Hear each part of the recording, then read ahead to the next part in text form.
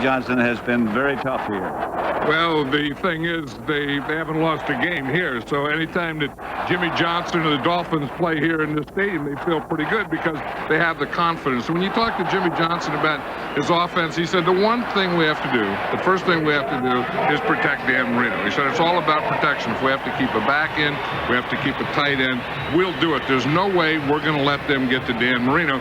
Then the other thing, the best friend of a quarterback, I've always said, is a good running game, so he wants to get that game going. And if you say, what is the biggest problem with this Miami offense now, is short yardage and goal line. And Jimmy says we just either have to figure out how, somehow, to get first downs and touchdowns, or just stay out of short yardage and goal line. Now, the Saints haven't been here to South Florida since 1980. With Kerry Collins, they take on a new personality. What kind of team are the Saints now? Well, I think what you said, they do take on a new personality, and it's not a Mike Ditka personality. When they picked up Kerry Collins, they've become a passing team. And now they just go back there and they just air it out. And then they'll try and get a little running game going to go along with that. But Kerry Collins is really going to try their corners today.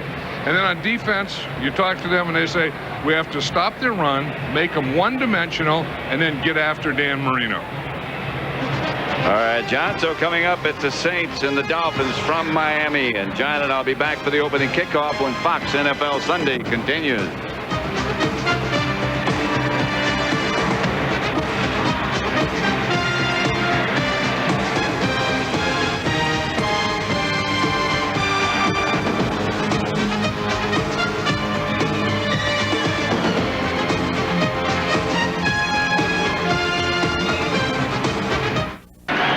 At Pro Player Stadium, temperature 78 degrees, wind out of the east 13 miles an hour, mostly sunny. Some clouds pass by every once in a while. Orlando Mare to kick it off for the Dolphins as the Saints have won the toss. And back deep, Eric Gulliford, who's just come off the disabled list in the injured list. And they need him today too, Pat, because Keith Poole, their starting wide receiver, is inactive today. Yeah. That was kind of a trade. Gulliford with the speed has been dangerous in the past with kickoff and punt return. Mare set to kick it off, and we're set to get underway. Now the Saints will be first on offense.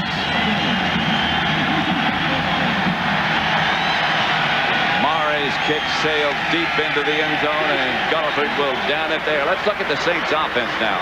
Quarterback by Kerry Collins. Of course, you're familiar with the story. Kerry started the year in Carolina, now is 23-21 over his 4 years as a starter. William Rofe, Turley, Ackerman, Naoli, and Clarence Jones, the front five. Lamar Smith and Aaron Craver open as the running backs. Hastings, Dawkins, and Cam Cleland having an outstanding year. The rookie tight end. Kerry Collins never has been a high percentage passer. He likes to throw it upfield. The Dolphins blitz. Collins runs for his life, throws it away. They had set up a screen, and it was set if he could get it to him. They said they were going to get after Kerry Collins, and they come on a safety blitz in the first play. The Miami defense, the line, Taylor, Gardner, Bowens, and Mixon. The linebackers anchored by Zach Thomas in the middle, Robert Jones and Derek Rogers, the outside backers, Madison and Buckley, the corners, Brock Marion and Calvin Jackson, 2nd and 10. From the 20.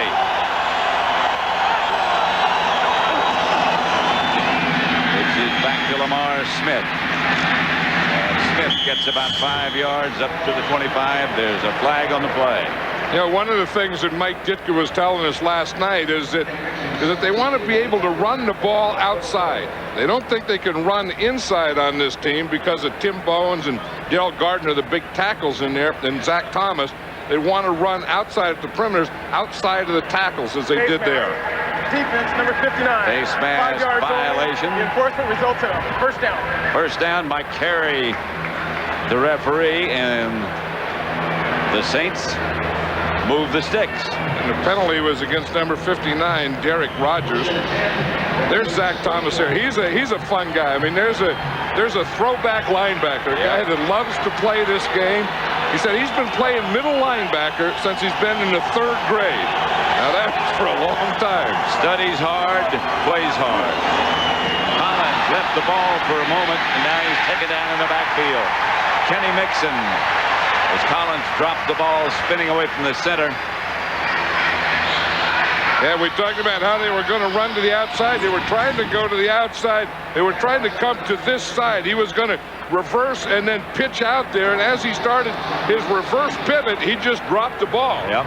Lamar Smith with his tailback going to the left side. And he was going to pitch it and try and get to that flank. And, of course, he never got around on his reverse pivot. They lose 6, 2nd and 16. Back at their own 24. Collins dropped. Protection is adequate. The receiver, Cleveland, fell down. Collins missed. That's the thing. You know, Kerry Collins starting his 3rd game here for the Saints. You don't really, you haven't been working with these guys for a long time. When something like that happens, there's nothing you can do about it. I mean, Cleveland was coming across. He was the guy he was going to throw to. He falls down. And I don't know that even if you've been in camp for 10 years with a team, whether you would have been able to do anything about that one. I got you. When the key receiver falls down, Zach Thomas looking in to the Saints backfield. 3 wide receivers. Let's see if they blitz. Nope. 3-man rush. Collins gets away from it. Buys some time and tucks it under and won't get a first down. Only got 2 or 3 yards. Jason Taylor took him down. Yeah, I don't think Kerry Collins really understood or read that coverage very well, because that was the type of thing that, as you said, when he started to run, he was buying some time. But then as he was running and looking, he couldn't find anything open. So if that were a sack, that would be one of those things you'd call a coverage sack. Mark Royals back to punt to O.J. McDuffie. The sure-handed O.J. McDuffie. Don't want to jinx him. That will. Yeah. You have. It's going to happen. The Dolphins jump. A high kick. McDuffie signals fair catch. It sails over his head. All the way down to the 10, where it's down by the Saints at that point. McDuffie has to catch that one. That penalty is going to be against the Dolphins, but I would expect that the Saints would turn it down. I would expect that. Yeah, the Dolphins jumped offside. It wouldn't be enough. Now, if it's enough for a first down, obviously they take the penalty. On the defense, in the middle of the line, penalty is declined. First down, timeout. You must have been a coach. A 62-yard punt. Nothing score.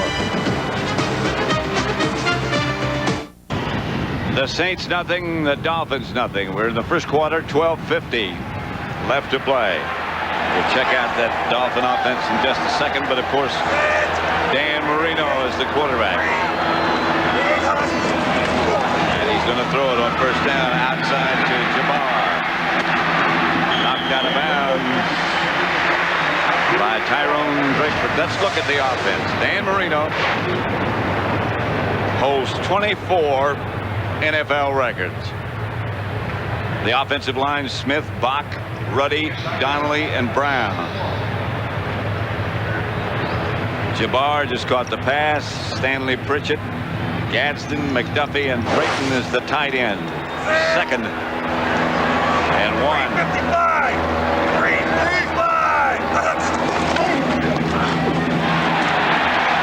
Down, Miami, Kareem Abdul-Jabbar. Now let's have a look at the Saints defense. Very opportunistic. Johnson, Leroy Glover, Wayne Martin, and Jared Tomich. Fields, Bordano in the middle, the rookie from SMU, and Keith Mitchell. Drakeford and Alex Mold in the corners. Sammy Knight and Chad Cota, the 2 safeties. 3 wide receivers this time for the Dolphins. Jabbar, the lone setback. Marino was hit just as he let it go.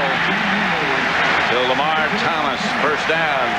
And that's the problem they're going to have over there. Brent Smith blocking against Joe Jones. Watch right here. And you see him start out there, and he just goes right around Brent Smith. Yep. Of course, Richmond Webb is a normal tackle there, and he's been out for about 5 weeks. And if you say who is the Saints' best pass rusher, it's Joe Johnson. So I think that the Miami Dolphins, in the long run here for their pass protection, they're going to have to get Brent Smith some help on most plays. It's 1st and 10. Marino looks over the defense. And he's going to throw again. Wheels it outside to McDuffie, who might have been hustled out of bounds after a yard gain by Alex Molden. Marino, of course, has too many pads, too many bandages, too many braces to even count. He's got a screw in his right ankle. Well, that's a special boot. Yeah, if you look right here, he has a special boot. Here, this is for his Achilles tendon. Then in this, right there in the ankle, he does have a screw too. So, as you say, from the waist down, Dan Marino plays with a heck of a lot of hardware. 2nd and 8. That's Kareem Abdul-Jabbar, who's tripped up after a gain of about 3. Jabbar looks a little quicker to that. I mean, he's getting that ball in there, and that's the thing that you want to do. I mean, I think that running against this Saint defense, you can't spend a lot of time going laterally. You want to get it in and out of the hole as quickly as possible because they do have good defensive team speed and good tackling linebackers. 3rd and 4.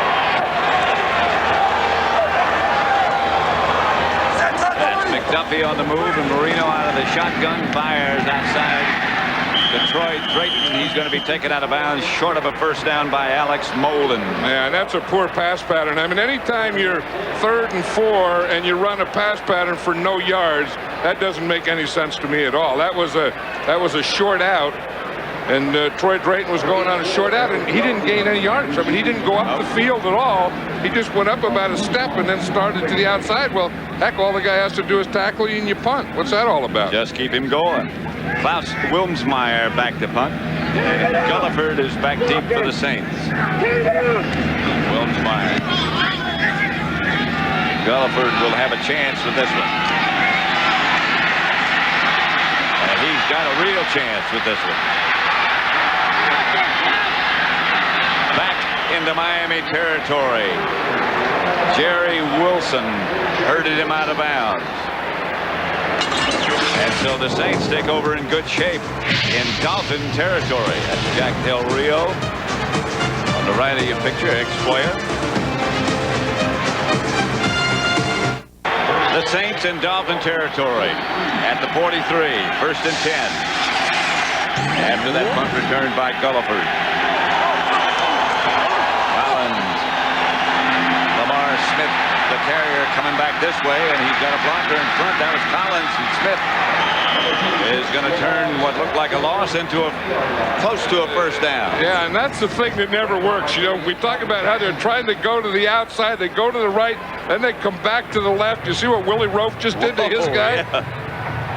See, they're going to try and sweep to the right. There's nothing out here. There's just a whole bunch of white jerseys. So he just stops and goes back right there. Oh, Rofe really picked off someone.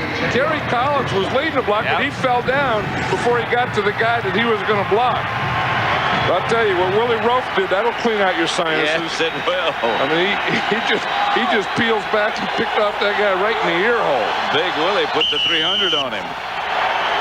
Big Willie's 310, he says now. He said last year is 320, 325, but he feels best at 310.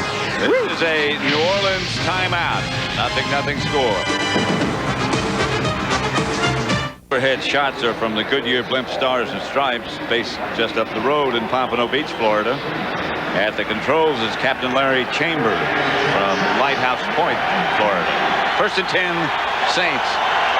At the Dolphin 34-yard line. Collins drops. Up into the pocket. Collins fires outside, incomplete.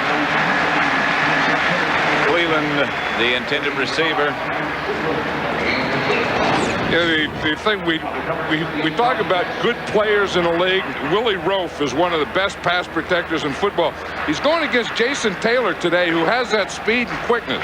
And the thing that Rofe doesn't want to do is get too far up the field when Taylor starts up so that Taylor can come underneath.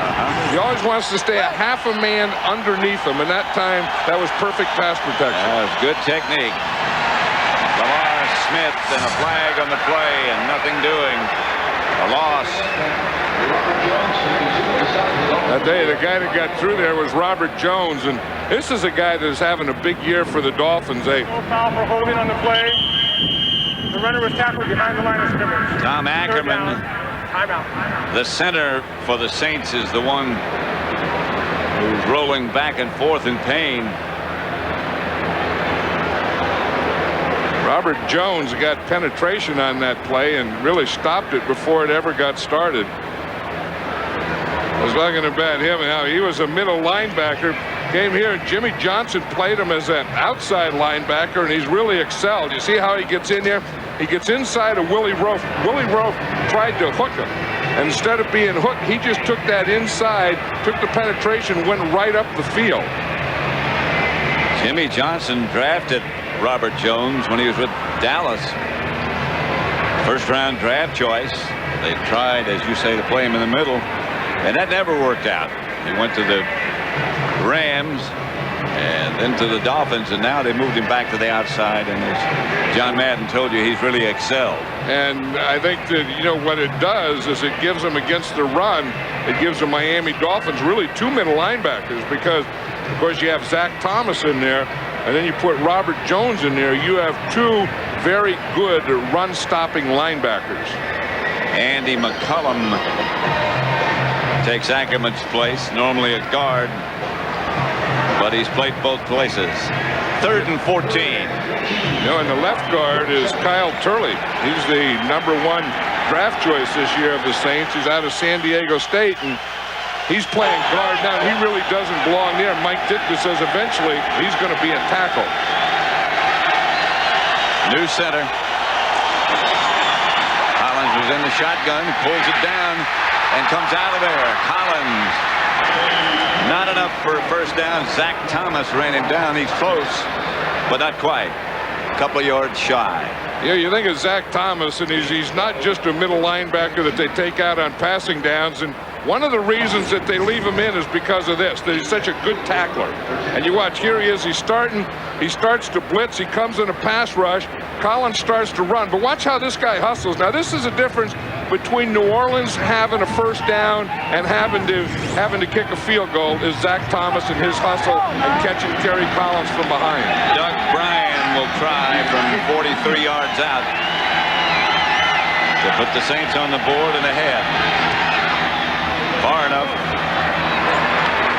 And Bryan is good. It's 3-0 New Orleans. We're still in the first quarter. 7:03 left to play. Ackerman on the sideline was injured in that last series.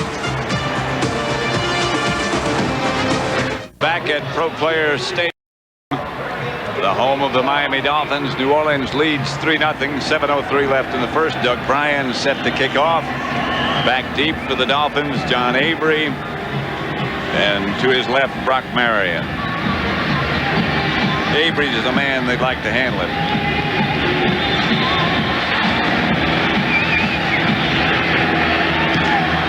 Bryan's kick. Avery.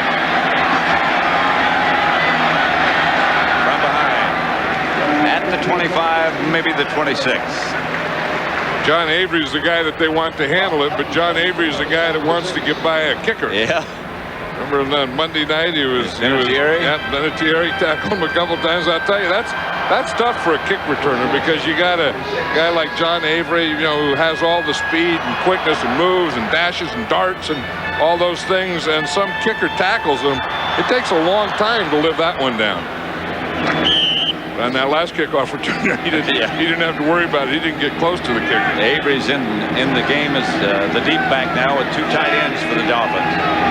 Two wide receivers. Lone setback is Avery. And he gets the carry. And he got a pretty good lick.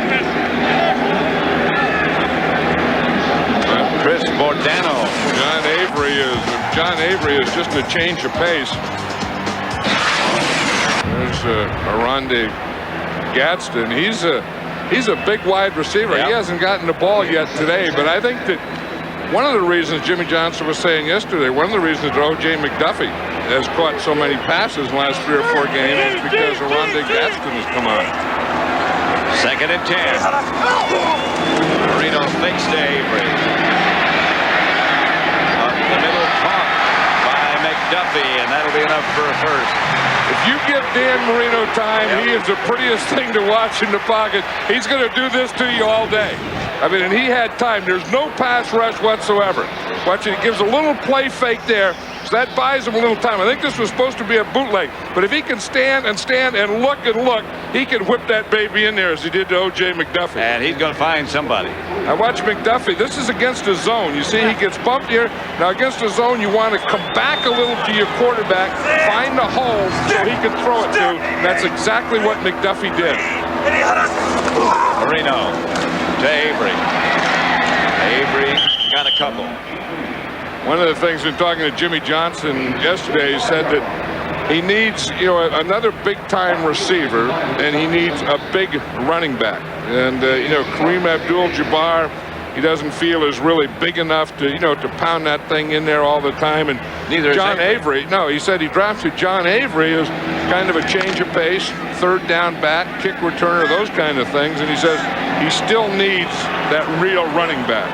They go 3 wide receivers this time, and the lone setback is Avery again. And Marino gives to Avery, looking for some room. Dances for a couple of yards, but this New Orleans Saint defense has always been a good pursuing defense. Yeah, and the guy that made that play was Chad Cota. He was a strong safety, and he's going to make a lot of plays. Yep. I mean, Chad Cota is a guy that is in there playing safety. In fact, we just had a shot of their secondary. They had 2 deep safeties. He was one of the deep safeties, but he started to cheat up, and when the ball was snapped, he got up to the line of scrimmage at the same time the ball carrier did. 2 backs stay back alongside Marino. One of them is McDuffie. He came out of the backfield, and here's the rush. Marino gets rid of it, saves a few yards, but the Saints got close. I mean, he was trying to get the ball to O.J. McDuffie. We talk about what Dan Marino can do to you if he has time. Here's where he's trying to get the ball to McDuffie, but if he doesn't have time, if he gets a push like that on him, there is nothing that he can do. They just took the center, Tim Ruddy, and they just pushed him right back into Dan Marino's lap. Shoved him right back. That was Mark Fields who did the pushing. Yep, he got underneath. That was a linebacker doing a bull rush. What a Reggie White famous move. Myers punt to Gulliver. Let it bounce, and it bounces into the end zone. They'll bring it out to the 20th, where the Saints will take over. 3:57 left to play in the first quarter at Pro Player Stadium. It's 3-0 Saints. The Dolphins 3-0. 3:57 left to play in the first quarter. Cleveland was the man in motion. Aaron Traber. Yeah, we talk about Willie Rofe, Pat, and how well he pass blocks, but at 310 pounds, he moves pretty well too. In fact, as Craver was carrying that ball, Willie Rofe led.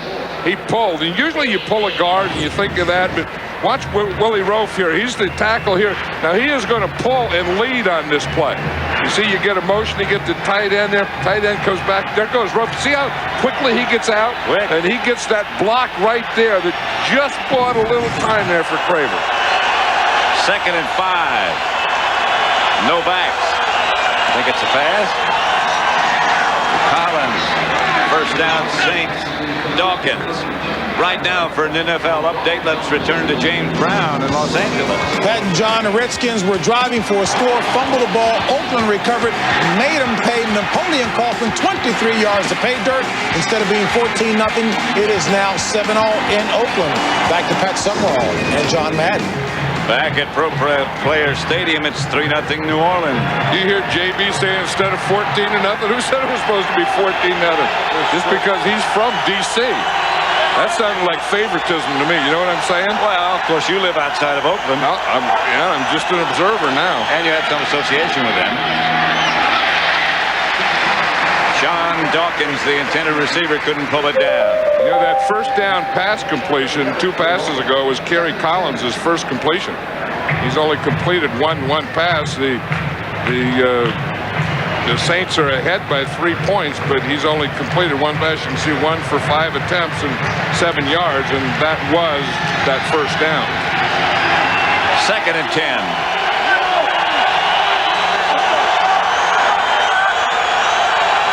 Harry Collins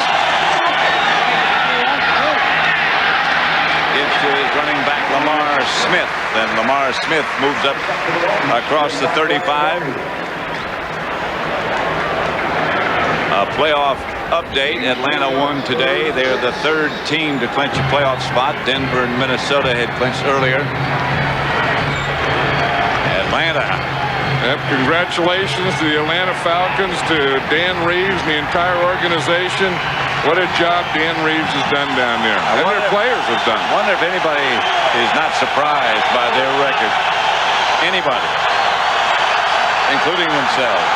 Well, you know, that they were, you know, they probably, as far as, you know, moving up in the division, maybe not surprised, but having the best record, I think, is a surprise. Collins misses his intended receiver, Hastings, and the Saints will have to punt. Yeah, Collins just hasn't really gotten in sync yet, but he is getting good pass protection again from Willie Rowe. You see Jason Taylor starts to the inside on a stunt, so he takes him, pushes him, and then waits for the outside guy to come. That, again, that's the way to play tackle. But then you better have a quarterback back there who has a little more accuracy than Kerry Collins has thus far. Mike Ditka was saying to us yesterday that if Collins has a problem, it's throwing the ball too hard. And when you throw it that hard, you really got to be on the money. He's having a problem today with accuracy. And speed, I think. That's McDuffie up to the 30, about the 31.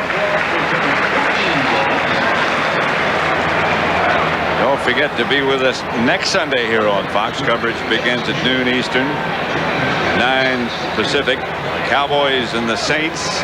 These same Saints will be back home against Dallas, and we'll be there. Lions, Jaguars, Giants and Cardinals late. Cardinals lost today, but still have a chance at playoffs. You know, and we're going to be at that game in New Orleans with the Dallas Cowboys, and you talk about teams clinching, they'll probably be in the NFC, probably the next team that can clinch after Minnesota and Atlanta. I would think so. Pass incomplete, no flag. Randy Gadsden, the intended receiver. The pass was there. Yeah, and you know what was bad about that is you could hear it hit the hands all the way up here. I remember years ago, coaching Fred Blitnikoff, we were talking about hands, and he says that you can hear good hands. You can also hear bad hands. I mean, that thing slapped all the way up here. And Gadsden has great big hands. Great big hands. But he didn't get his great big hands out there and used properly. It bounced off his pads and never found his hands. That's because the hands are too close to the pads, or too close to the body. On 2nd down, the give is to Jabbar, and he gets about 4. There's Big Willie Rowe. That was an interesting story he was telling us about spending a night in the White House, wasn't it? Yeah, well, you know, Willie Rowe's mother is a judge, and she's a judge in Arkansas. And she's a lawyer, and his dad is a dentist. And he was invited to the White House. He said he slept in the Queen's bedroom. Yeah. He started calling everyone he knew from there. Guess where I am? I'm in the White House, in the Queen's bedroom. Among other things, he said, I didn't sleep very well either. I think he was too excited to sleep. Marino gets it to Randy Gadsden, and he'll get a Dolphin first down.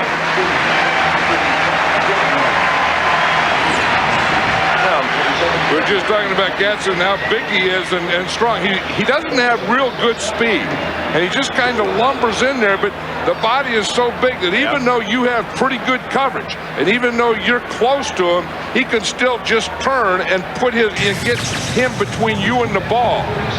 I mean, he's 6'2", around 220 pounds. He may be a little bit bigger than that. Yeah, he is, and he's strong too. Yeah. And you know, he has the big hands and all those things, but he doesn't have the speed. Marino drops. Drayton, the tight end, makes the reception from Marino. Was hit just as he let it go again. The guy that hit him again was Joe Johnson, but what a throw by Dan Marino. That's the end of the first quarter with the score: the Saints 3, the Dolphins nothing. And Fox NFL Sunday will continue after these messages and a word from your local Fox station. Pro Players Stadium, Pat Summerall with John Madden. New Orleans 3, Miami nothing, but the Dolphins down at the Saint 27-yard line. Yeah, that was a beautiful pass just before the quarter that Dan Marino threw to Troy Drayton. I mean, he dropped it right in between the linebacker and the safety. He had about a 5-yard hole in there, and he dropped it in perfectly. Two tight ends set up this time. That's McDuffie on the move. Nothing doing. Jabbar is hit behind the line and flags come flying. This has to be a face mask, wouldn't you think? I tell you, Dan Marino didn't like that formation he had. He was doing all these things before that. It is going to be a face mask.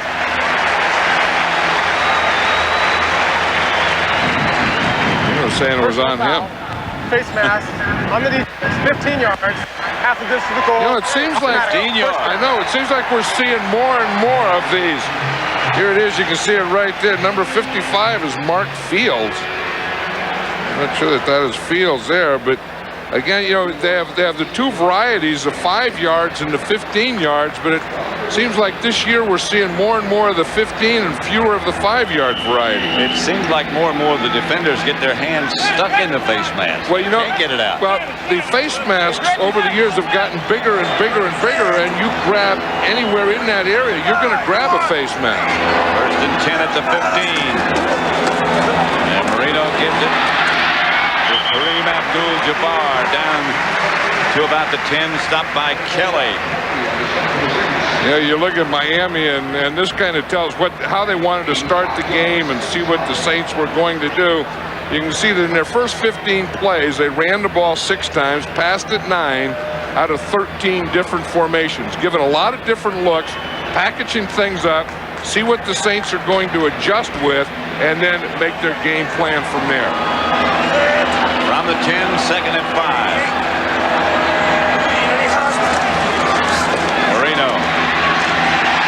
In the middle, and the ball comes loose. Stanley Pritchett out of the backfield was open, juggled it and lost it. That was still some throw by Dan Marino, though. Again, you know, you say, why doesn't he get sacked a lot? He doesn't get sacked because you know he doesn't have great speed, but he gets rid of the ball so quickly. I mean, he can just take a couple steps. All you have to do is be able to take 1 or 2 steps in the pocket to buy a little time. That's exactly what he did. He throws a perfect pass there. Pritchett just bobbles it. It seems like almost every pass he throws is catchable. When you watch him at practice or something throw the ball, you can just get mesmerized by it. Here he is. Marino fires. Incomplete. He had it on the money. Drayton. He's had 2 in a row on the money. As he started to feel that pressure from his backside, it was Joe Johnson again. But what does Dan Marino have to do? He throws one to Pritchett, and then he comes right back here. Now watch, he felt that pressure coming here. He thought he was going to go down. He reloads, stands up, fires that ball in there perfectly. And again, Troy Drayton, same thing, had his hands too close to his body, and the ball bounced right off his shoulder pads. So Mare will try for the field goal. 28 yards out, and we have a tie game as the two have swapped field goals. 13:44 left in the first half. A lot of sunshine, a lot of palm trees. South Florida, 3-3 tie. I think anyone that wanted to look at palm trees probably got they're full right there, huh? I think. Probably a lot of people would like to look at it. This weather is amazing down here. Mare's kick is handled on the far side of the field by Earl Little, who gets back to about the 18-yard line. You know, it's something you think of, you know, the Sunday after Thanksgiving, and you expect, you know, the cold weather, the frost and the pumpkin. We just finished the turkeys. By the way, we started off in Dallas on Thursday. I had 5 turkeys, and when we got here in Miami, I had 5 carcasses, and the carcasses are all gone. You had some hungry folks on the bus. Well, yeah, but that was after the game, before we left Dallas. I mean, on the bus, it was just Willie and Joe, the 2 drivers, and myself. A few little tidbits of pie left last night. And it's all gone today, though, and there's a whole bunch of carcasses have been disposed of in Miami. Here's the draw play. And this is Wilmot Perry. And Mike Ditka said we got to get him some action. This guy might turn into something for us.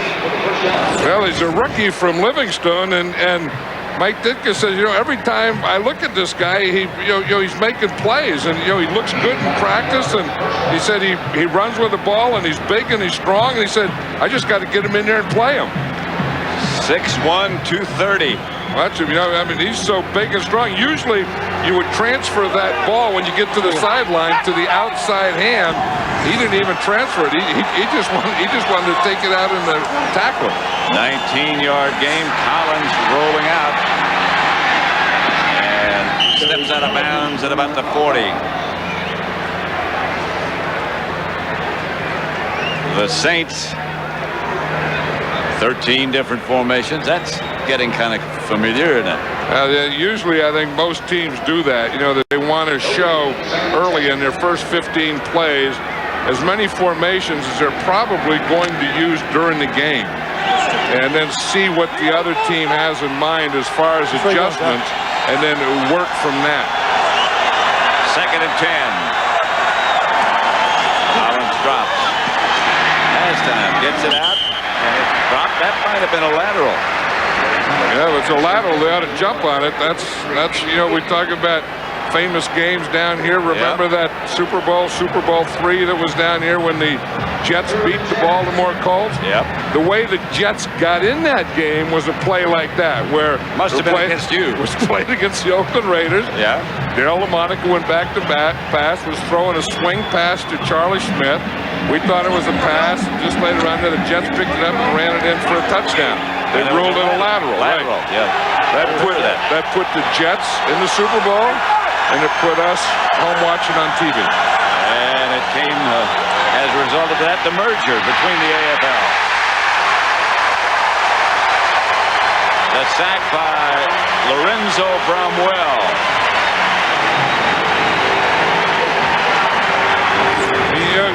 That's one thing there, or a couple things that they have at every side is speed in their pass rush. Yep. And Bromell just comes right here. He started in there at tackle, looped all the way to the outside, and that's the thing that you can do when you have speed, is you can start a guy and you can run those stunts, and if the guy is fast enough to come all the way around and get there, then that could be a very, very effective stunt. Mark Royals has one slide off the side of his foot. Sails down to McDuffie. McDuffie up the sideline is hit hard at about the 43, 44-yard line of Miami by Chris Hewitt.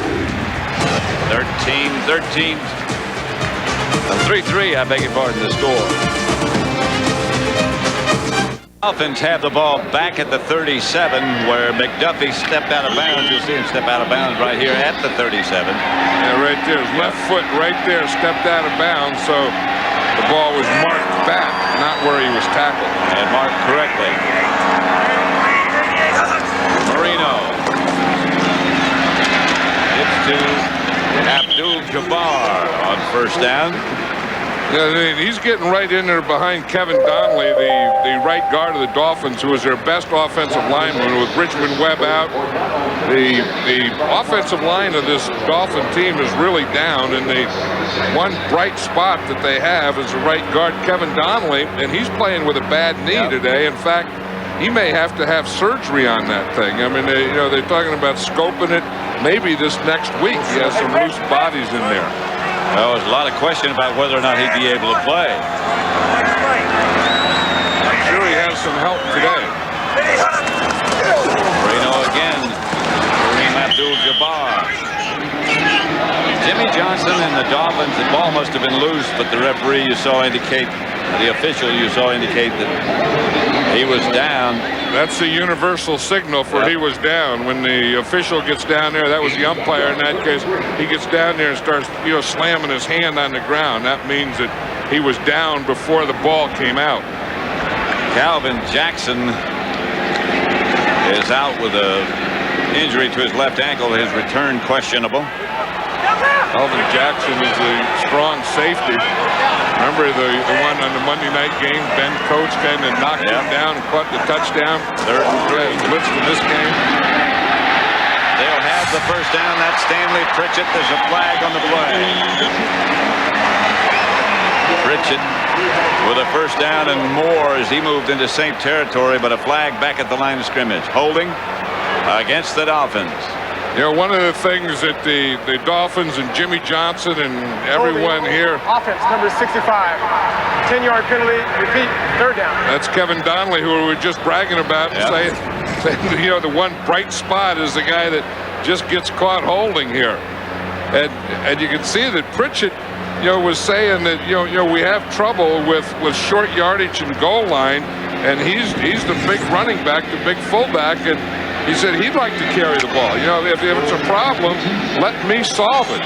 And he really hasn't been part of this running game. And on that one, he ran and looked pretty good. Yes, he did. Third and 13. McDuffie was bouncing around in the backfield. There goes Marino. And the ball comes flying up. Well, this is going to be an interesting decision here. His arm going forward? Yeah. If his arm is going forward, then it's an incomplete pass. If his arm wasn't going forward, it's a fumble. And then was he beyond the line of scrimmage? I mean, we got about three things going here. I think his arm was going forward. And then, of course, the fourth thing is who recovered the ball. Yeah. If it wasn't going forward. We're going to have a little conference meeting about this. If his arm was going forward after he passed the line of scrimmage, then it doesn't mean anything. That's right. The ball was fumbled and recovered by Miami. Fourth down. So that was the fourth thing. So it was a fumble, but Miami gets it back. You see here, he pumped, and then I think the ball came out as he was going back, not going forward. As he was down at the bottom of his motion. Right, so it is a fumble. You see right there, that's a fumble. But a guy like Dan Marino knows enough that, when the ball does go out, just bring your hand down there quickly to make it look like you threw it. But in that case, it was academic anyway, because the Dolphins did recover the ball. And the Dolphins have to punt it. Myers' kick sails back to Gulliford. And Gulliford is down at about the 16-yard line. Good coverage by Ed Perry. 3-3 score. Dan Marino looking over the photographs that are taken from upstairs. He was very disgusted after that last offensive series. Yeah, because offensively they look kind of sloppy. I mean, they don't look like they're up. They don't look like they're in sync. They're not putting things together. They're not making plays. They look a little lethargic out there is what I'm trying to say. Both teams do. And it's a late game. Collins on the money this time to Dawkins. That's the thing about throwing it hard. Sometimes it'll bounce off guys, but sometimes you need that ball to be thrown hard because there's not a lot of opening in there. And if that was thrown, if that ball that is thrown hard doesn't stay in the air very long. And you see the difference of Sean Dawkins. See how he caught that ball? He caught it with his hands out in front of his body because it couldn't get in there close to his shoulder pads to bounce out. Here comes the blitz. And it's pretty well picked up. And Collins missed. Kerry Collins got exactly what he wanted. Andre Hastings. And Andre Hastings on Terrell Buckley. He said if we do get man-on-man, we want to go at Buckley because he said sometimes he guesses. And if there's anyone that they can get the ball deep on, they think they could get it on Buckley. They had Buckley beaten deep, and he just didn't get it there. And they picked up the blitz very well.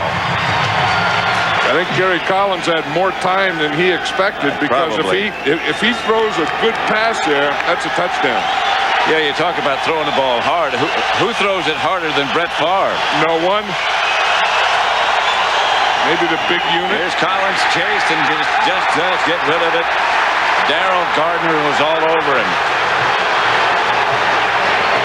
Yeah, both of these teams were having trouble just putting anything together. You know, they can get a play, and then they just can't keep it going. You see Gardner here, he just gets a push in the middle, and of course, Kerry Collins had to throw that one away. Yep. He's looking downfield. You can only hold it so long. Willie Roaf is pointing out there. And I think the fans are right in saying that he threw the ball away, that's intentional grounding. You can't throw the ball away inside the pocket.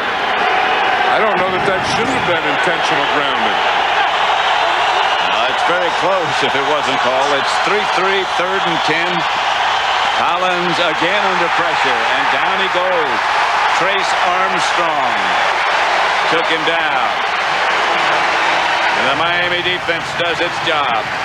Trace Armstrong was the second guy there. Trace Armstrong is going to come right here from this side. And you see him here. Once he gets by, you see he gets knocked there, and he gets knocked right into Trace Armstrong. Right. And so Mark Broyles drops to punt again for the Saints. It's 3-3 with 8:16 to be exact left in the first half. The Dolphins just did then as the old pin your ears back and go. Low line drive kick to Buckley. And Buckley couldn't get by the kicker. Royals brings him down. But a good return by Miami gets them a pretty good field position in Saint territory. Dan Marino during that timeout, Pat, had trouble with his helmet, and you know, it was the receiver in his helmet, and they did something to it. You can see on his left ear hole there, something's on the outside. That has to be the receiver. He drops to throw and throws deep. Too deep.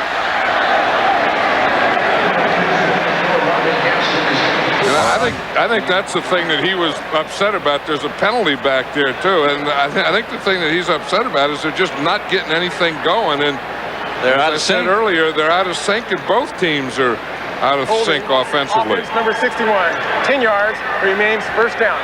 Tim Ruddy, the offensive center, called for holding. That's Marino's helmet, what they were doing before he got out on the field. You see, they have the receiver in there, and then they just, it looked like they just put it on the outside. Comes the backup helmet. Well, you know one thing, when something goes wrong with Dan Marino's helmet, there's going to be a whole heck of a lot of guys moving. 3 wide receivers for the Dolphins. After the 10-yard penalty, it's 1st and 20. And the handoff is to Avery. And Avery gets about 10 of it back.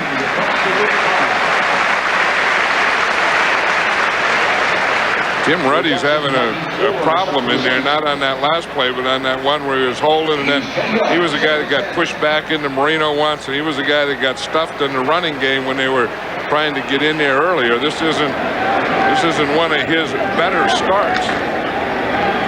2nd and 10. 3-3 score. Clock running. 7:20 left in the first half. 3 wide receiver set up again for the Dolphins. Marino dropped. McDuffie dropped it.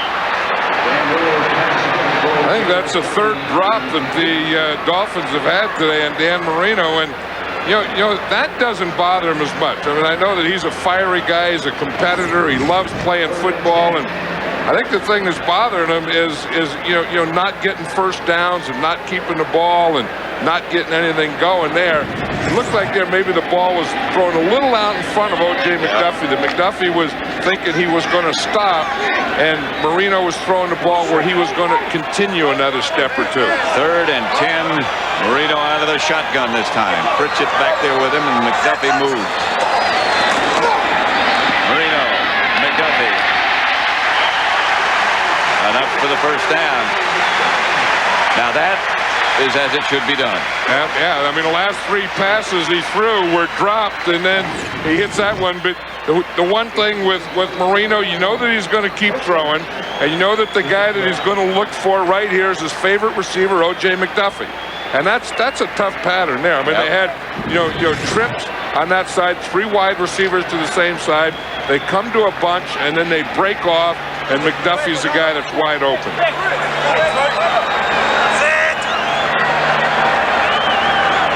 First and 10 at the Saints 24. Marino might be changing it. And Avery looks for some place to go, and he just waited and looked too long. Well, you know, Marino does change it. They took the basically they took the audibling away from Dan Marino. I mean, that used to be a big part of his game, and Kippy Brown is the new offensive coordinator, and Jimmy Johnson didn't want a lot of audibles. He said he wanted the team to get in the huddle, wanted the linemen to know the play when they went up there and not be thinking as the play was being changed on the line of scrimmage. So now the only audibles he does is really run to run. You know, in other words, he has a left side run. If it's overloaded there, he moves to a right side run, or vice versa. Second and 12, 3 wide receivers in the Dolphin offensive setup. Marino, pass picked off by Rob Kelly, and Kelly will take it all the rest of the way for the Saints.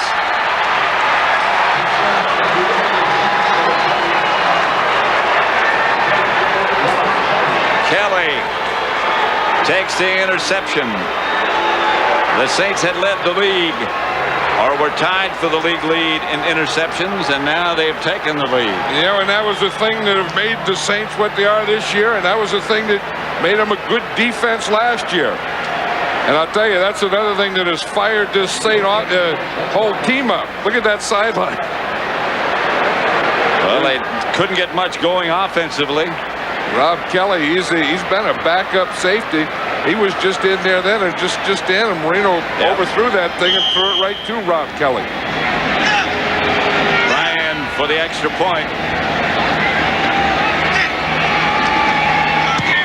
And it's 10-3. The New Orleans Saints over the Dolphins. 5:43 left in the first half. Here's the interception and touchdown again. And there's Rob Kelly, and you can see that he's just there, and he's just playing center field. And the ball was overthrown, and he's just sitting back there. And if he didn't get it, Lamar, oh, there might have been another defensive back. But you can see right here, Gadsden runs into the official there. See, and he gets knocked off. Mark Fields had him, and then he gets knocked off. He's coming across. You just watch him here. He's going to be coming across, and you see that he's going to run right in here. He's going to run into the umpire. Now, when he runs into the umpire, look, right here is the ball. See, the ball is in the air. Rob Kelly was just sitting back there. He was just a free safety, just sitting back there reading. When Gadsden got knocked off, the ball went. That's where Dan Marino was leading him to. If he doesn't run into the umpire, that might have been a good pass. Yeah, because Gadsden is that tall. I mean, you know, when he gets knocked off, it looks like it's a high pass and it's going in there, and that's probably true. In any case, it's 10-3. Gadsden is having a tough time explaining that one. He said, "Here I am, not bothering anyone. Just running a crossing pattern. A linebacker, Mark Fields, is with me. And boom, I run into a guy with a striped shirt." Marino's saying the same thing. I'm watching, I'm reading my keys. I see my wide receiver. I look, there's 86. I go to throw to 86, and a striped shirt knocks him down. And the Saints intercept and take it 79 yards and take the lead. And what a momentum changer that could be. I mean, I kind of had the feeling that both of these teams in their first half are kind of sleepwalking out there. And maybe it's a play like that that is going to wake up both of them. Or especially the offenses, anyway. Ryan to kick it off. That's John Avery back at the 2. And out to the 30.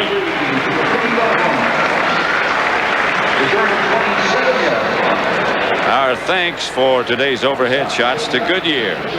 Captain Chambers, controls of the Goodyear Blimp Stars and Stripes. It was 1960 at the Orange Bowl when Goodyear's aerial coverage began with the blimp Mayflower.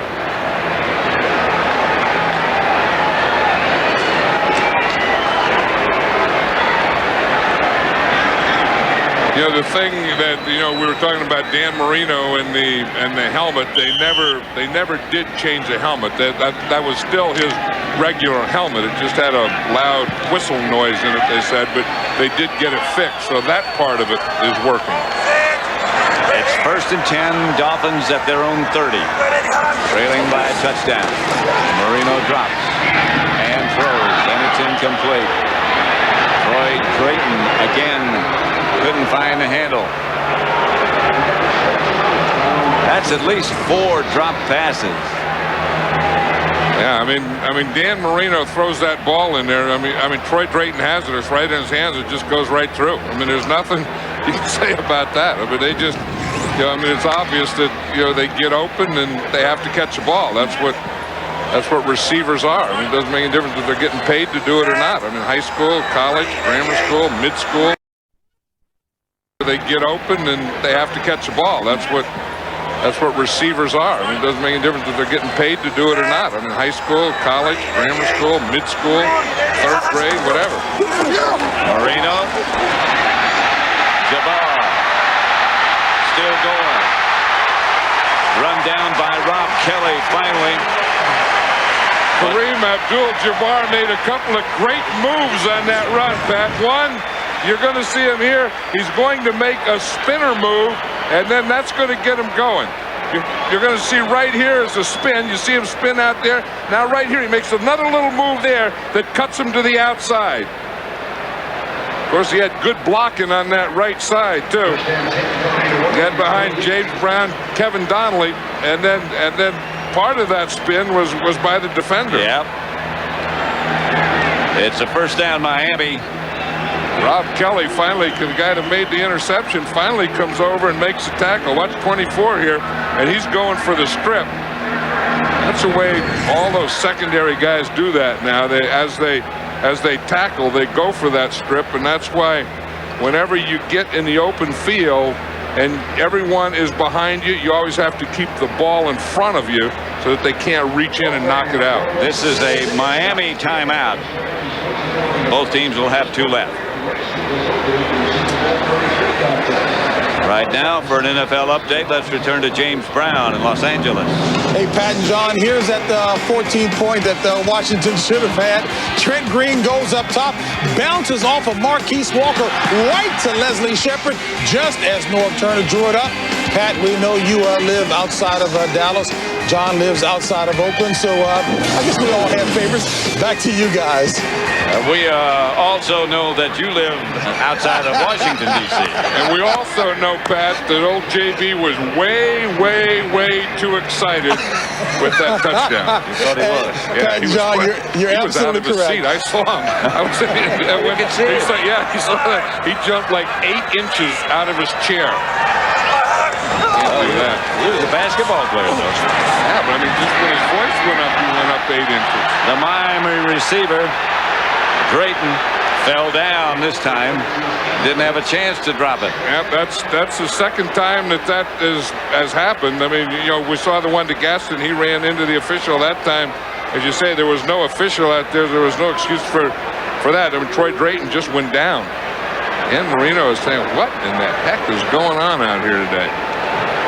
4:32 left to play in the first half. 10-3 New Orleans. I mean, guys running into officials, guys falling down, 4 guys drop passes, and we're still in the first half. That's our highlight film. This is Jabbar.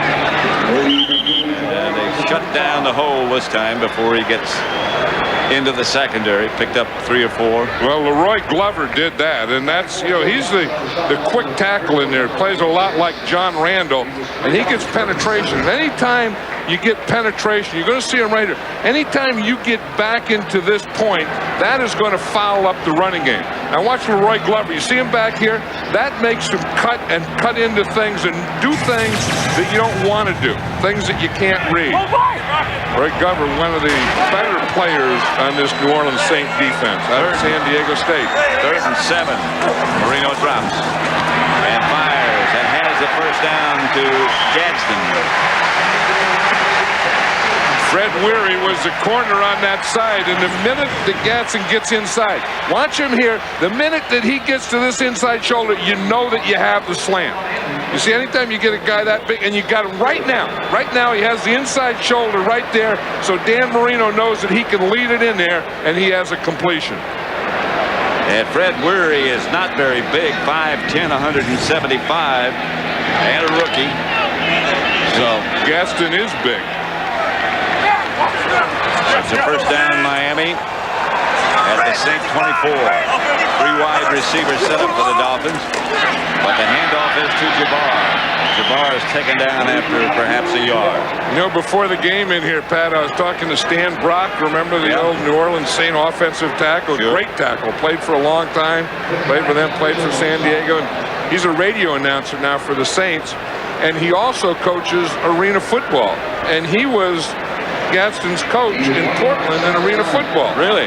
And he said that he taught him everything he knew. I said, what the heck, a big old tackle like you Stan Brock taught him? Yes, Stan. And then, you know, we were in the bathroom lying to each other. And then I said, you didn't teach him it. He said, I know I didn't. I'm just an old offensive lineman. He said he was just a natural. He was a natural in the arena league. Marino gets it outside to Jabbar, who's taken down. A good tackle. That's Sammy Knight.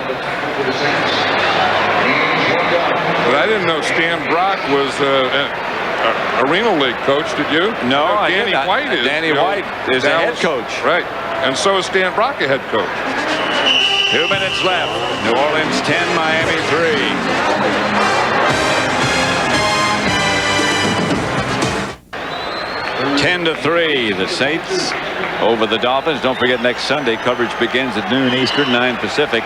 Cowboys against these New Orleans Saints in New Orleans. We'll be there. The late game is at 4 o'clock. The Giants against the Cardinals. McDuffie was the man on the move. Marino looking and firing up the middle. Caught. Touchdown, O.J. McDuffie. And that's a good catch. And Marino looks like he just said, well, it's about time. We've been out here messing around long enough. And this is one of the things that they do is they move McDuffie around. And you see him here, he started out as a wing, then he goes to the outside, then he swings back to the inside, and Dan Marino hits him perfectly. He's his go-to guy. And Jimmy Johnson said that, you know, Kippy Brown, the offensive coordinator, has done 2 things. One is Gadsden getting the ball more, and the other thing is moving O.J. McDuffie around. The extra point ties the game at 10. A minute 53 left to play in the first half. Yeah, we talk about a go-to guy, and a go-to guy is the guy that the quarterback looks to first. Now watch, he moves here, he knows who he wants to throw to, and you notice every time Marino has to buy a little time, he moves to his right. And the other thing, did you notice how O.J. McDuffie, instead of catching that ball against his body, caught it out in front and with his hands? Look at that. I mean, that's what hands are. You know, we're talking about, you know, good hands. Good hands are soft hands that can catch a ball out in front of your body. And when you've done it for 16 years, and done it as well as he has, this is how you celebrate.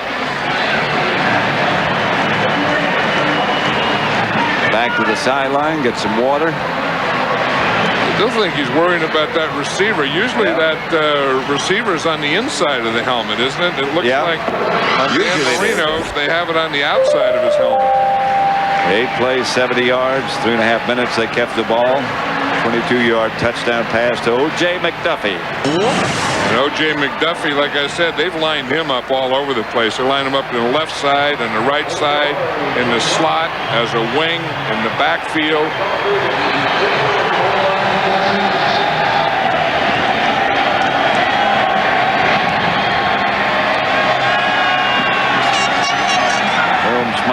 kickoff to Gulliford. Gulliford out to about the 30.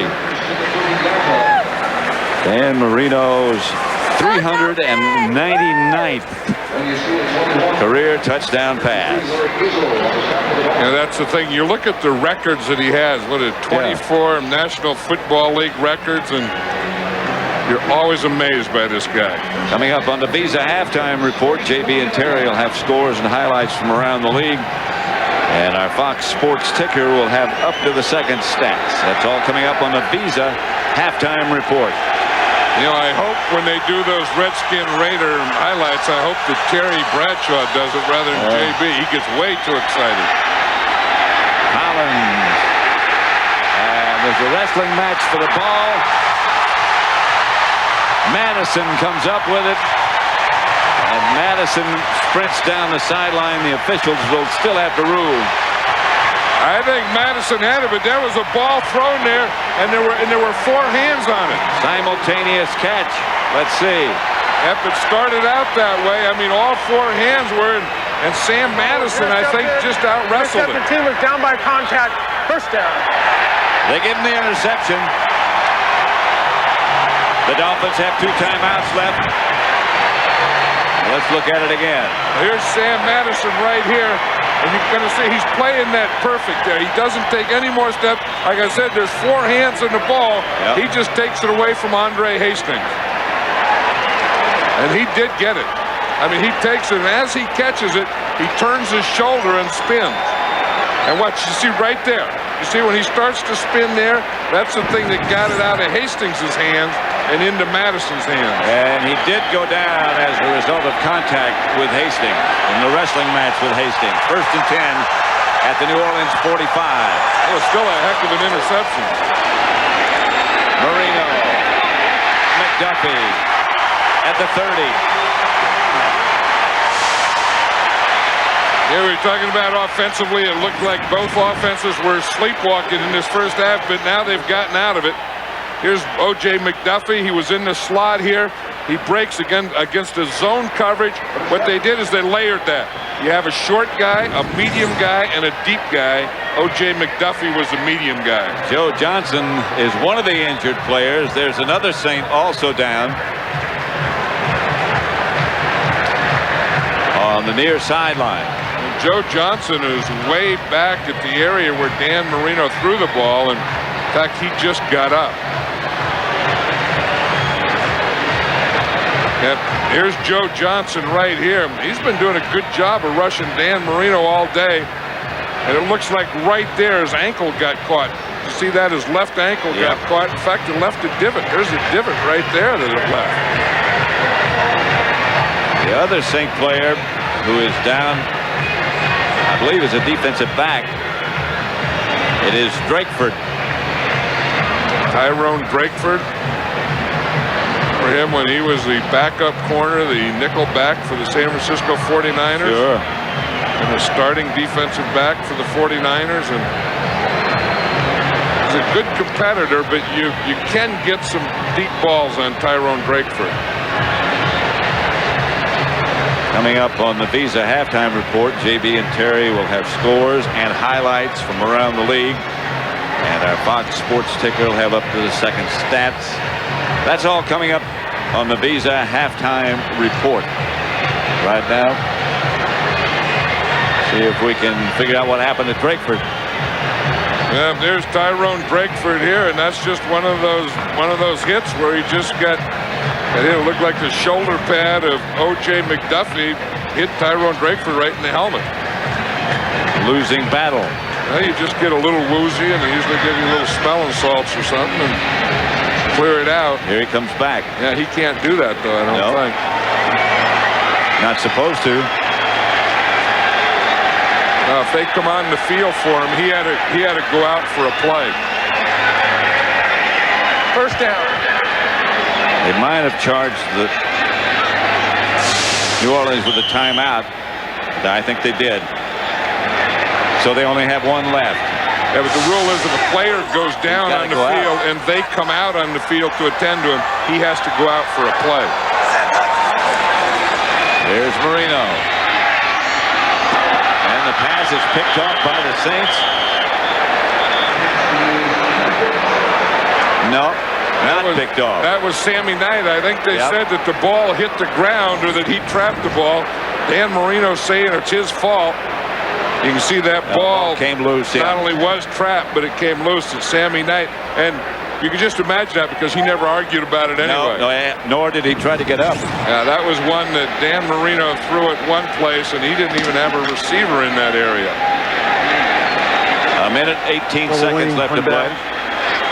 Second and 10. Look at those passing yards for the Saints, -2 to 139 for the Dolphins. Marino again. Incomplete. Intended for McDuffie. Yeah, there's something. Having a go-to guy is great, but when your go-to guy has about 5 guys around him, he probably shouldn't be your go-to guy. Mark Fields back there with him. I mean, they had a whole bunch of guys back there with him. Look when that ball is thrown in there.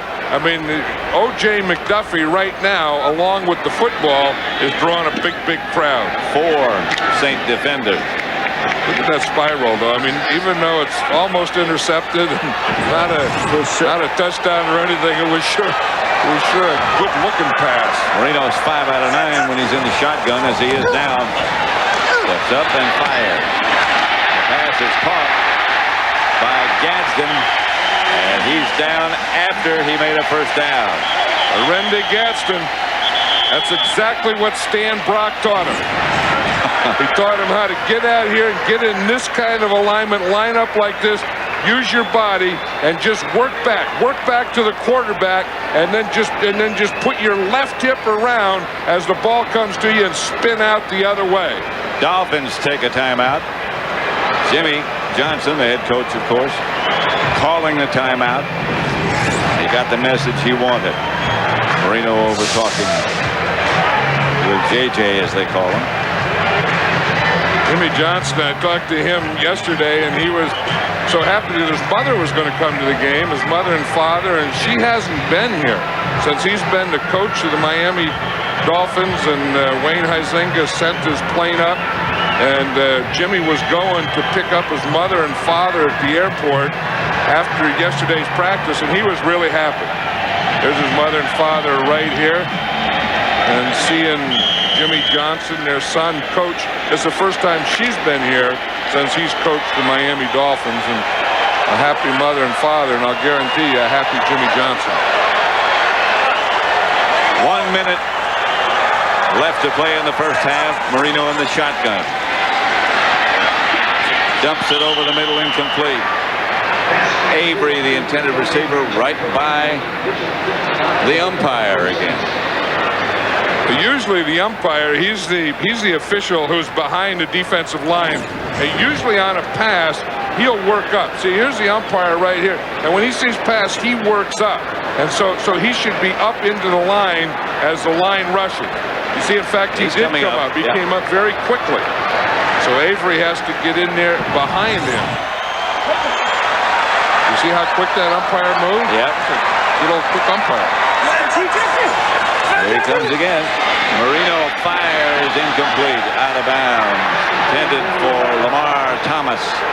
And Lamar Thomas was double covered on that one, and I think that Dan Marino had a pre-snap read of something. And then when he looked out there and saw the double coverage, I think he just throws it away. See, his pre-snap read is here. Looks like he has man-to-man.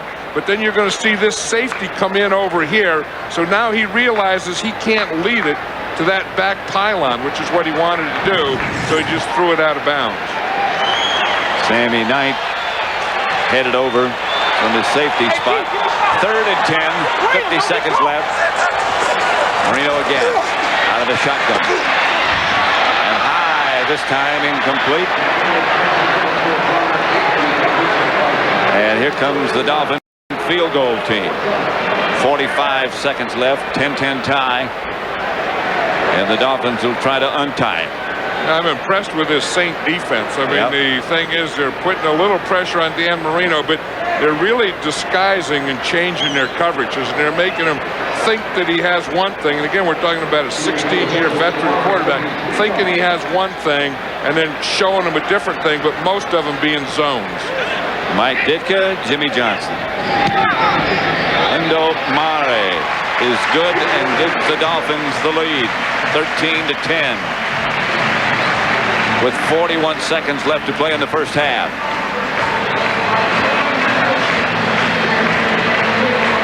Yeah, you look at Jimmy Johnson, you look at Mike Ditka. They both had jobs in television. They both obviously had enjoyed success. Both won a Super Bowl. In Jimmy's case, he won a couple.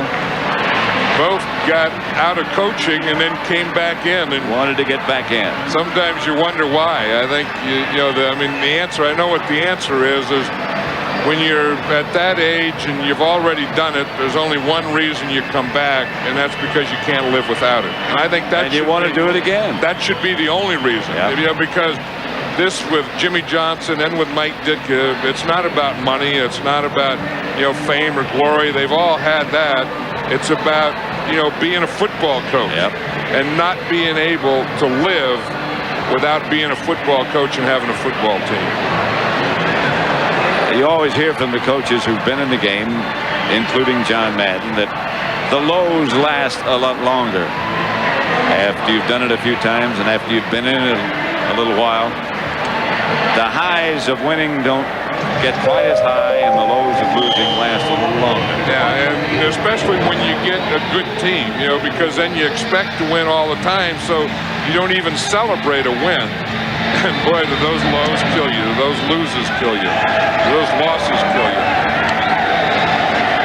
Gulliford bringing it out of the end zone. He got one block in front of him, but the Dolphins covered it well. 13-10, Miami leading New Orleans with 35 seconds left in the first half. Gary Collins has only completed 2 passes in this first half, so I think the thing that they have to do is just kind of run this ball out, the Saints do, and then regroup and see if they can get a game plan together for the second half that can give him or his passing game a little more success. What you don't want to do now is to panic and try to force something and let them get an interception and get further ahead. Yeah, that would be the dumbest thing. I think they're lucky with 2 pass completions in the first half to only be down by 3 points. Collins is going to do what you said.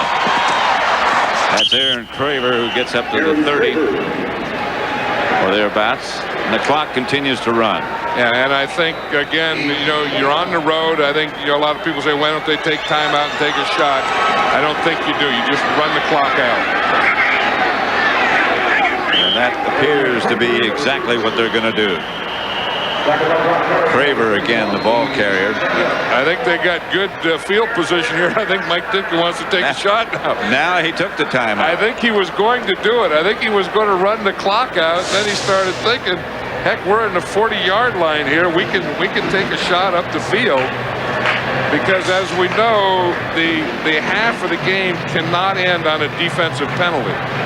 So when you throw the ball up there, you're looking for a completion, and of course you're looking for a pass interference.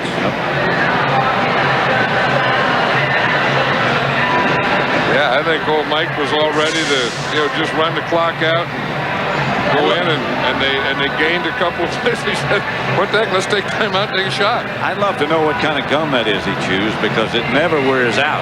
I would hate to be the gum. How'd you like to be the gum and you're on the shelf and you see Mike Ditka coming down to buy you? You know you're in for a workout. He kills you. I mean, he kills that gum. He whacks it, snaps it, and it doesn't have a chance. He doesn't let it breathe at all.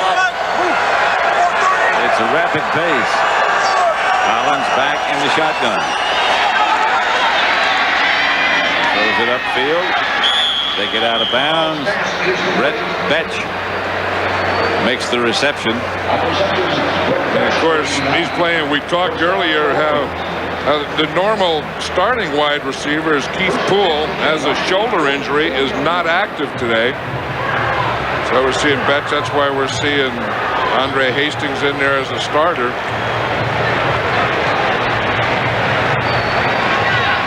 try a field goal here. Yeah. And that's going to be close to the record. Yep. But remember, you can return a field goal. So the Dolphins should be in a block, but they should also, if this thing is short, remember that they can return it. They're saying 62 yards, not 63. Doug Bryan. That one will fall into the end zone underneath the crossbar. About 10 yards shy. But there's a flag. The whistle blew before the ball was snapped. Fourth down. Please put 4 seconds back on the game clock. Thank you. I think what the Saints will do now is they'll probably put their offense back in and take that shot down the field that they were talking about.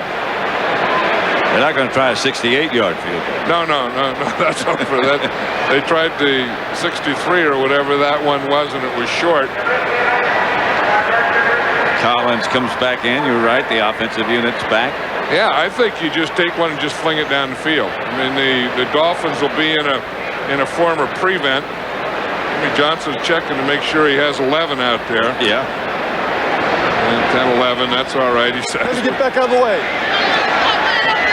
Majored in psychology, not math. So they got 3 out here, and this is probably going to be the side they throw to. 3-man rush.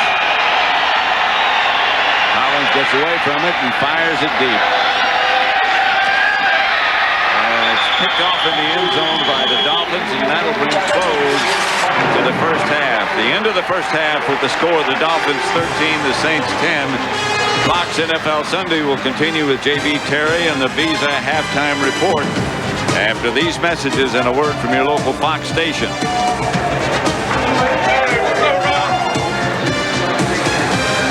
Score: Miami 13, New Orleans 10. This week's You Call It. Which team, the Saints or the Dolphins, will have the most rushes in the second half of today's game? Join us on the internet. Log on to foxsports.com and good luck. And this week's Ask the Pros question from Todd England in Charlotte, North Carolina. Whoa.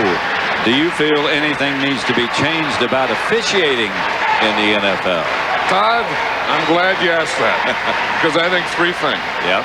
I think 1, there ought to be younger officials, even if there's just 1 or 2 a crew. I mean, if the guy 25, 26, 27 years old can play in the Super Bowl and be an MVP, he can officiate this game. I think there ought to be full-time officials. Again, even if it's just 1 a crew. Even if you start out, the only guy in the crew is a referee. The next year it's a referee and the umpire, but they have to be full-time. There's too much money involved in this game not to be. And then the third thing is they have to use instant replay. I mean, there's instant replay there. Everyone else sees it. The officials have to see it and use it, and they have to come up with a system to do that. Those are 3 very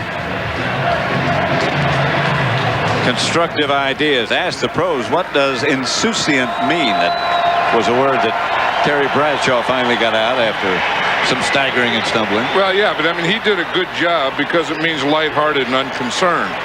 And he was lighthearted and unconcerned. But what bothered me initially was that James Brown was heavy-hearted and concerned. And then when Terry Bradshaw did the highlight, he did him lighthearted and he was unconcerned. James Brown was way too heavy-hearted and way too happy about the Redskins being ahead. So Terry was insouciant.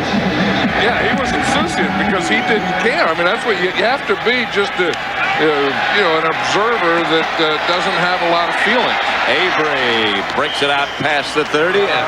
Let's go down right now to Jim Gallagher. Pat, thank you very much. I spoke to Mike Ditka just a couple of moments ago. He tells me his biggest concern is 3rd down. His defense has to get Dan Marino off the field. In the first half, the Saints only had 23 offensive plays. Jimmy Johnson says penalties are hurting his team, and they've got to do a better job stopping the Saints on special teams. Let's head back upstairs. All right, Jim, thank you very much. Well, concerned about 3rd down. Yeah, and because he's 0 for 5. I mean, Mike Ditka, Saints had 5 3rd down situations, and they didn't convert 1 to a 1st down. Marino swings it outside to Kareem Abdul-Jabbar. Bounced off his hands, incomplete. Let's look at a summary of the first half, which got off to a very slow start. New Orleans 15 passing yards, Miami 153. Dan Marino threw his 399th career touchdown pass. The Saint touchdown came on Kelly's 77-yard interception return. And they needed that because the Saints really didn't have any offense. They haven't been able to run the ball, and Kerry Collins has only 3 pass completions. Marino brings it back to Kareem Abdul-Jabbar, and he's got no place to go. And again, that starts with the penetration, because that's where anytime that the Miami Dolphins have had success running, they stopped the Saints defensive front 4 from penetration. Anytime they haven't had success, they've let someone get in the backfield or penetrate and play on their side of the line of scrimmage. 3rd and 11, and a passing situation for Marino, who will operate out of the shotgun again with 2 protectors, 1 on either side. One of them leads now. That's McDuffie, as it usually is. Pass is thrown out of bounds and incomplete. Not Marino's best. Yeah, that was one of those things where he was reading one thing, and he was throwing to the out, and his receiver was running up. Gulliver back deep for the Saints in the opening seconds of quarter number 3. The Saint defense does its job. Klaus Wilmsmeyer to punt it. You know, the Saints defense has really been doing his job all day. Yep. They haven't gotten a heck of a lot of help from the offense, and the Dolphin defense has been playing well, and they haven't gotten a heck of a lot of help from their offense. That pass interception, the only Saint touchdown. Gulliver jumps away from one, knocked out of bounds at about the 30. And take it down there. The Dolphins lead the Saints 13-0. 13-10, beg your pardon.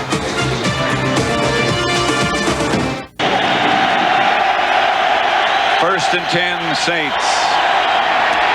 Pitch back to Lamar Smith.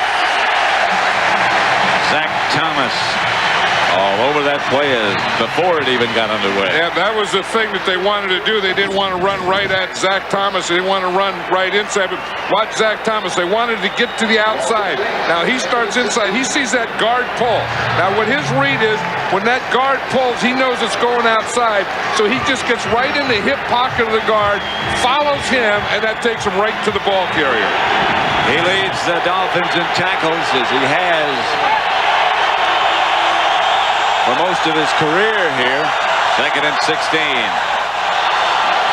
Allen back to throw it. Pass is caught.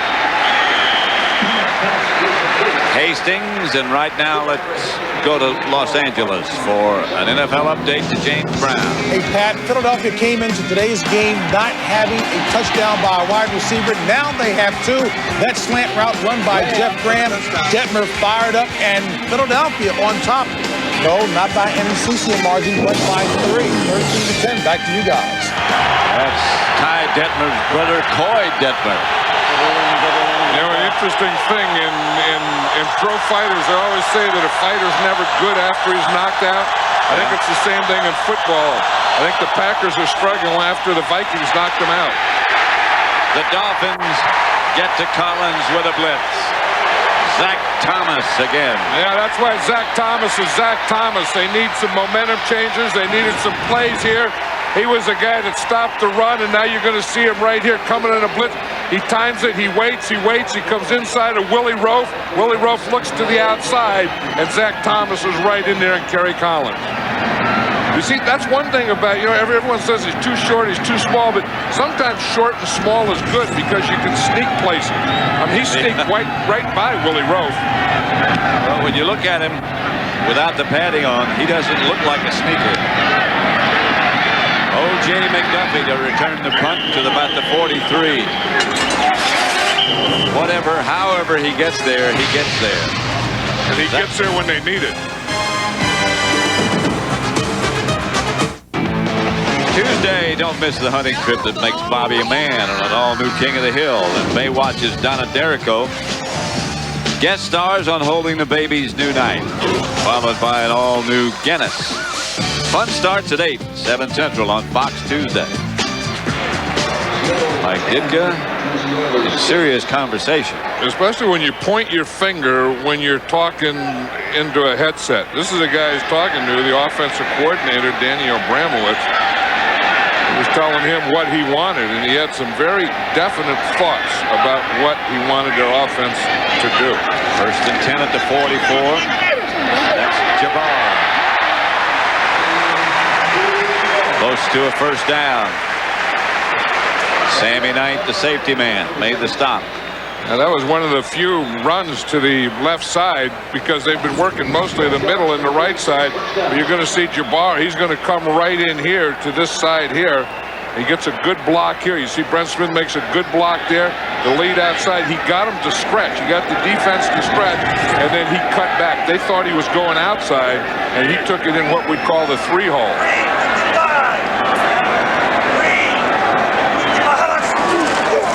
Again, Jabbar.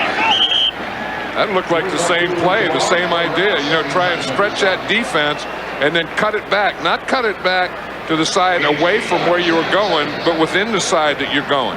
Instead of making it, you know, left side, like if you go from the left from the center, it would be 1-hole, 3-hole, 5-hole, 7-hole, 9-hole.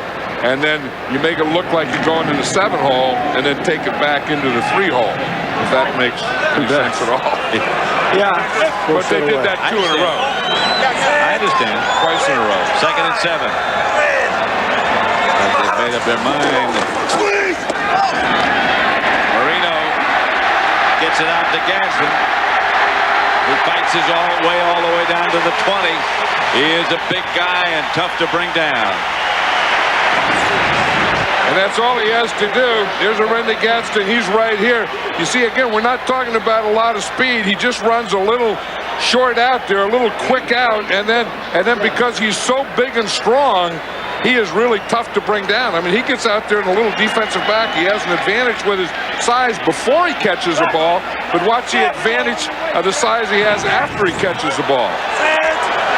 23-yard pickup. Marino to Gadsden. Handoff is to Jabbar, and he's got no place to go. Yeah, he found a place to go. He did. He didn't have any place to go. Randy Gadsden headed for the locker room. Looked like he did something to his left hand, doesn't it? Yeah, the way he's running. You know, with those gloves on, you can't tell. You know, sometimes you have to take that glove off before you can see. If we can see what happened here. Maybe it's when it went down there, but it looks like it's that left hand or left arm or shoulder. And it looked like it could have happened when he went down. 2nd down. Marino drops. Gets it over the middle. Lamar Thomas right at the line of scrimmage. Might have gotten one. Mark Fields on the spot for the Saints defense. Good tackle by Mark Fields because Lamar Thomas was trying to get across him so he could get the ball turned up. And in trying to get across Mark Fields, Fields tackled him there, and he really didn't gain anything with that. In running to center, you need all your parts. Someone has to hold his helmet while he works on his eyes. Yeah, the helmet doesn't go all the way down. No, I don't think he has enough helmet for that head. I think you're right. Here's Marino. Chased out of the pocket. Ball is deflected. And it's incomplete, but there's a flag on the play. Isn't that something in the NFL today? Every time there's a pass thrown, everyone, you know, all the crowd is just waiting for pass interference. No pass interference on the play. The ball was tipped. That's what tipped out. That's what Jack Del Rio, the coach, was saying. Yeah. The ball was tipped. Now, if the ball is tipped, then you can fight for the ball. Yep. You can hit the guy. The all pass interference is off if the ball is tipped. From the time the ball leaves here until it gets to the receiver, if it's tipped, and it was tipped right there, now that changes everything. Now you can both fight or wrestle or whatever there has to be for the ball. Mark Fields got a hand on it. How about the old coach, the old linebacker, Jack Del Rio, seeing that and giving the signal for it? Mari hits the field goal from 34 yards out. And the Dolphins move 3 more ahead. 8:04 left in the third. overhead shots are courtesy of the Goodyear blimp Stars and Stripes. Based in Pompano Beach, Florida. This year, Goodyear is celebrating its 100th anniversary and the 73rd consecutive year for its blimp fleet. How far did the blimp have to come from Pompano to get to here? Pompano's what? Oh, 15 miles maybe. 15 or 15? 15. Oh, that's an easy little jaunt for the blimp tonight. Gulliford fields it and stays in the end zone.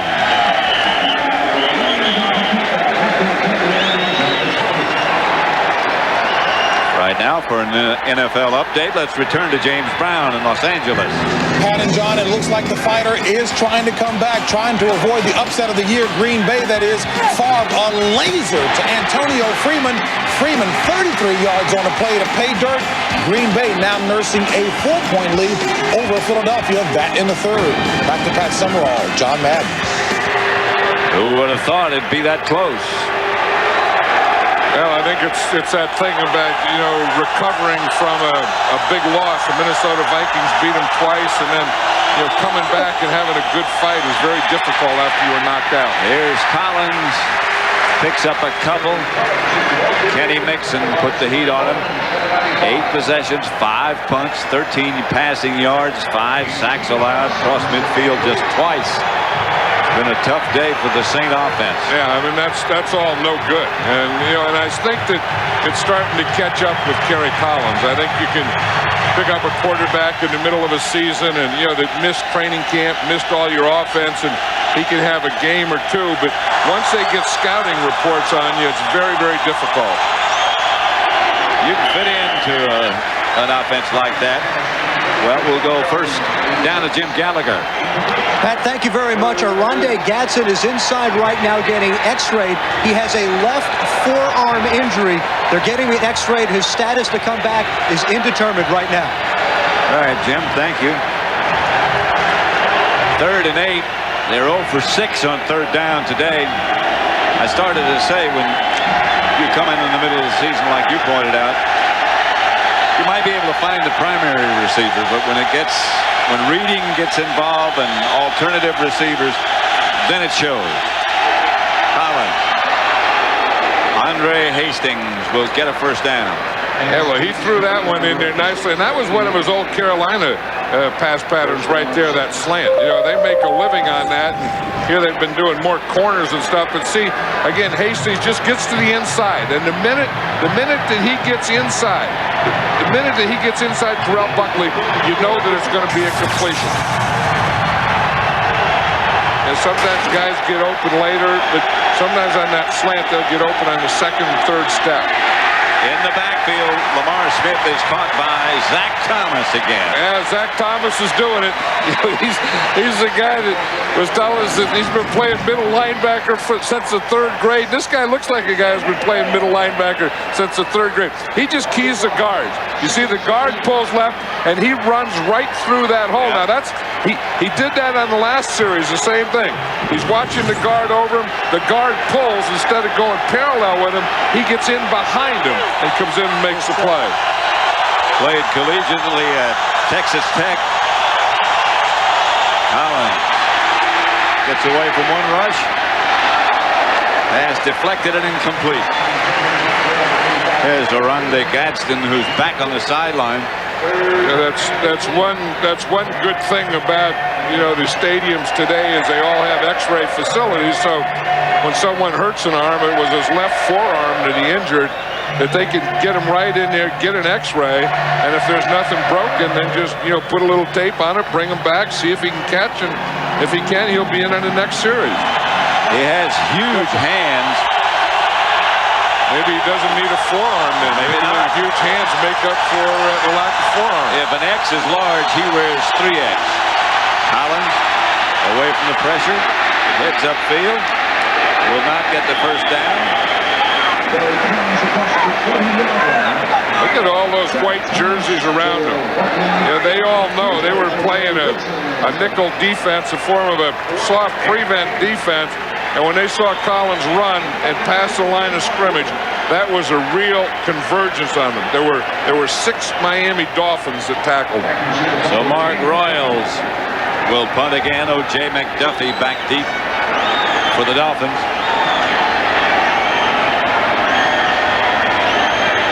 Who's on the punt return here? Oh, Zach Thomas. He's right there in the middle. This guy does everything, doesn't he? McDuffie at the 8. O.J. McDuffie gets out to about the 18. And that's where the Dolphins will take over. They lead 16-10.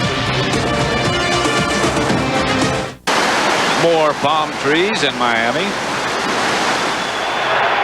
And the Dolphins from their own 18. 1st and 10. 5:03 left to play in the 3rd quarter. Miami up by 6. Avery. And a flag on the play. That was the time that Avery made a good run, even though there was penetration. Roy Glover got through there, and Avery started and left, and he just bounced right away from it. Face mask again. Well, it'll be tacked on to the end of the run. You see, he starts to the inside. There was penetration before that. There's the face mask. 15 yards. It's going to be the 15 yards again. Like I was saying earlier, it would be interesting to see this year how many face mask penalties have been called and what percentage have been 15 compared to 5. It seems like it's close to 90% this year seems to be the 15-yard kind. Alex Molden made the stop. 11-yard gain rushing, a 15-yard penalty tacked onto that.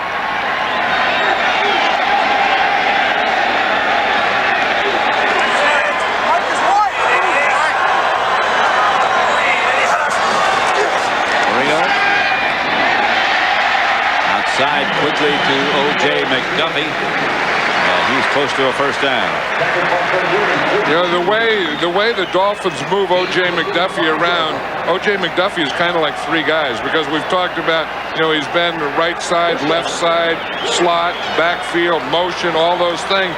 And all they do is put him in any one of those positions and get him the ball. And it's tough because you call a coverage before they leave the huddle that is going to say what you're going to do to that formation. So moving them around in a formation will get different coverages. He's caught 6 passes today. Marino gives to Avery. Avery slashes. Brought down by Chris Bordeno. O.J. McDuffie, by the way, now with 60 catches for the 4th consecutive year. He is, as we said earlier, the go-to guy. Yeah, and I think we said how he's been moved around, but I think that having Arenda Gadsden out there, I think that has helped. And when talking to Jimmy yesterday, he still feels that he needs another receiver, to kind of go opposite Gadsden and O.J. McDuffie and be another big-time wide receiver. Saints showing blitz. Marino slings it out of bounds as the Saints were facing Mitchell. Was all over Marino, and he just got rid of it quickly. Miami's record 6-1 when they rush for 100 yards plus. New Orleans' 1-5 record when they allow 100 yards rushing, and Miami has 101. 16-10. 3:25 left in the third down for the Dolphins. Marino. Saw it coming. Nate Jacquette. Boy, he does spread the ball around. Well, you saw him look up and see that safety move out of there. He saw Chad Cota. Chad Cota was in the middle. He moved over to the left. When he moved over to the left, Dan Marino came right back here. Just watch Cota. Here's what Marino sees. He sees Cota do this, and when Cota does that, he knows that he has this. Now watch Cota up on top. You see him right here. When he goes there, Dan Marino knows that he has this down here. Yep. That's what 16 years gets you. And a good arm to go with it. On First down. Handoff is Avery. Picks his way for 3. I think the job of mixture that the Dolphins are doing now is really beneficial because, you know, they're bringing guys like Jaquette in there and throwing him the ball. We know about McDuffie moving around, Gatson catching the ball, you know, moving, you know, Kareem Abdul-Jabbar runs and Avery comes in and runs, Pritchett runs it. So they're really moving the ball around to a lot of different guys, and you can't zero in on any one thing. 2nd and 6.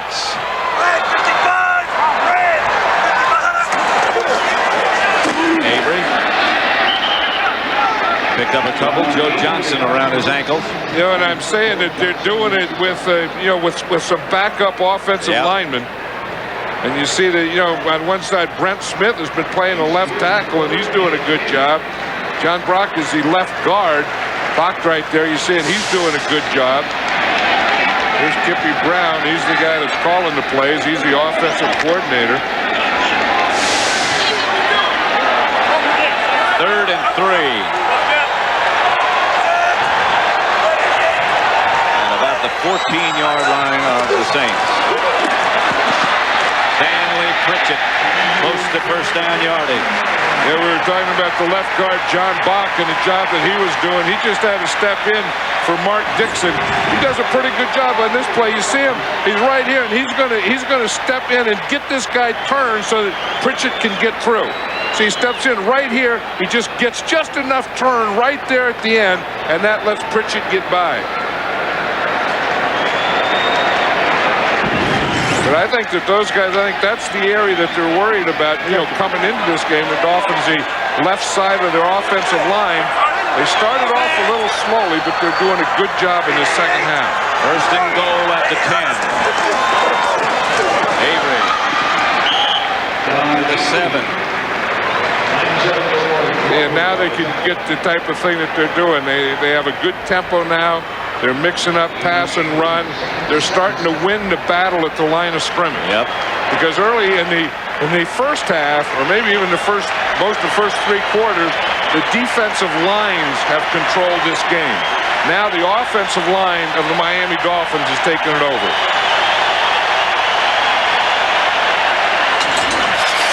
That's the end of the 3rd quarter with the score Miami 16, the New Orleans Saints 10. Fox NFL Sunday will continue after a word from your local Fox station.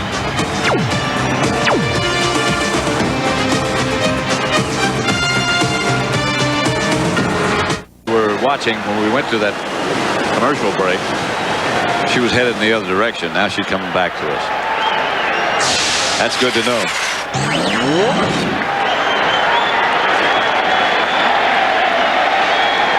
2nd and 6 at the 7-yard line. Marino. McDuffie. Touchdown. A delayed signal. McDuffie. That is touchdown pass number 400. For number 13, Dan Marino. Boy, did he whip that thing in there, too. That ball didn't stay in the air long. That was an out pattern. Now, again, O.J. McDuffie has to get the ball inside that pylon. Watch it now. The ball has to break the plane. It's where the ball is. You see, when the ball breaks the plane inside that pylon, that was a touchdown. And McDuffie, you saw, just stick it over the plane. Extra point is good by Murray. And it's 23-10, Dolphins.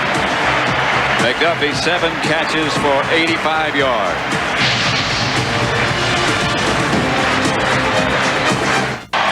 The Dolphins 23, the Saints 10. A whole quarter left.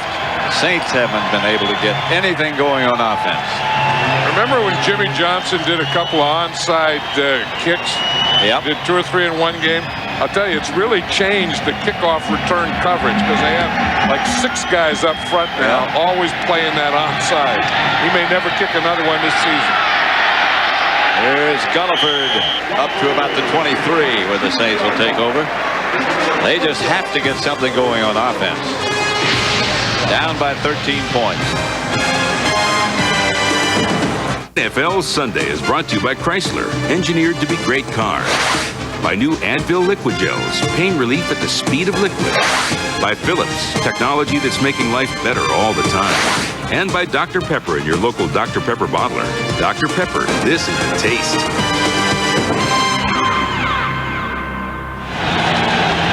The Magic City of Miami. We'll be back here at the end of the year for Super Bowl 33. Right here on Fox. For an NFL update, let's return again to James Brown in Los Angeles. And John, as you well know, Skins fans have not had much to cheer about, but take a look at Trent Green play action with Skip Hicks, rolls right, finds rookie Steven Alexander, 2-yard touchdown strike. Washington up 26-7. The defense has forced 4 turnovers and 1 safety. Back to Pat Summerall and John Madden. And unusual statistics given with highlights. Yeah, but he was calling them, break up the Redskins. Here's Collins. Lamar Smith gets only a couple.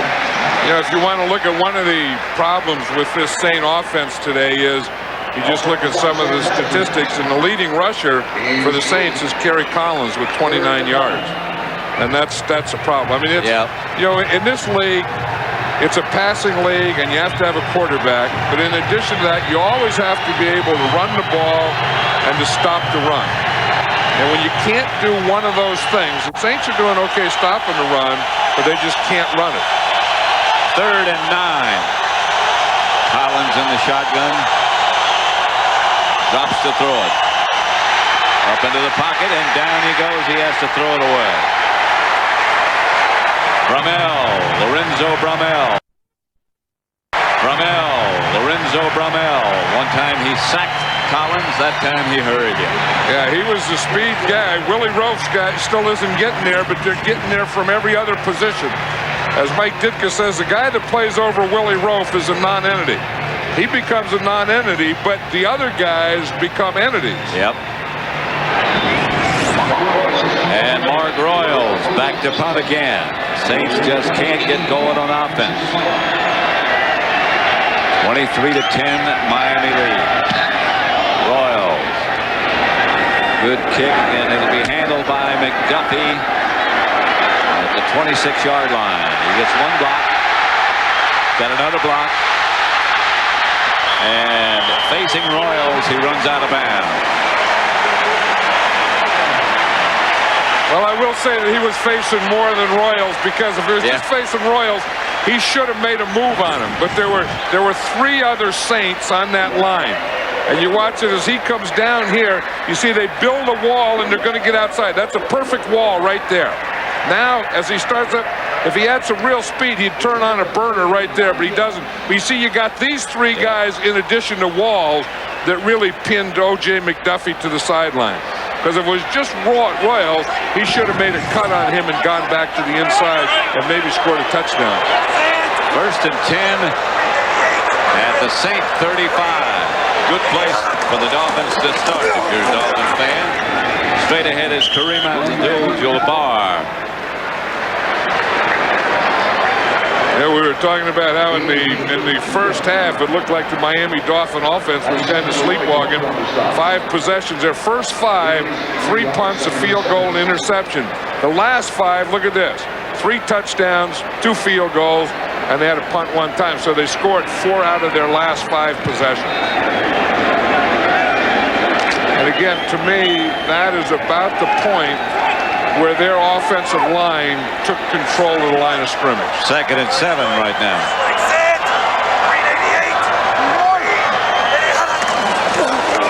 Jabbar again. Hit behind the line. You always have to get the nose tackle move. Anytime you're going to run inside, your center has to get some movement on the nose tackle. Now, when that doesn't happen, then you don't have any place to go. Now, watch the center here, and watch this battle here. We'll start it inside. And you'll see right here, see the center doesn't win the battle. See, he's in the backfield. And when that happens, when he gets back there, there's no place to run. There's no place to run inside, and there's no cutback. 3rd and 10. Tomic made the stop. That was Glover that caved the center in. Marino gets it outside to Lamar Thomas, and Thomas to the 20.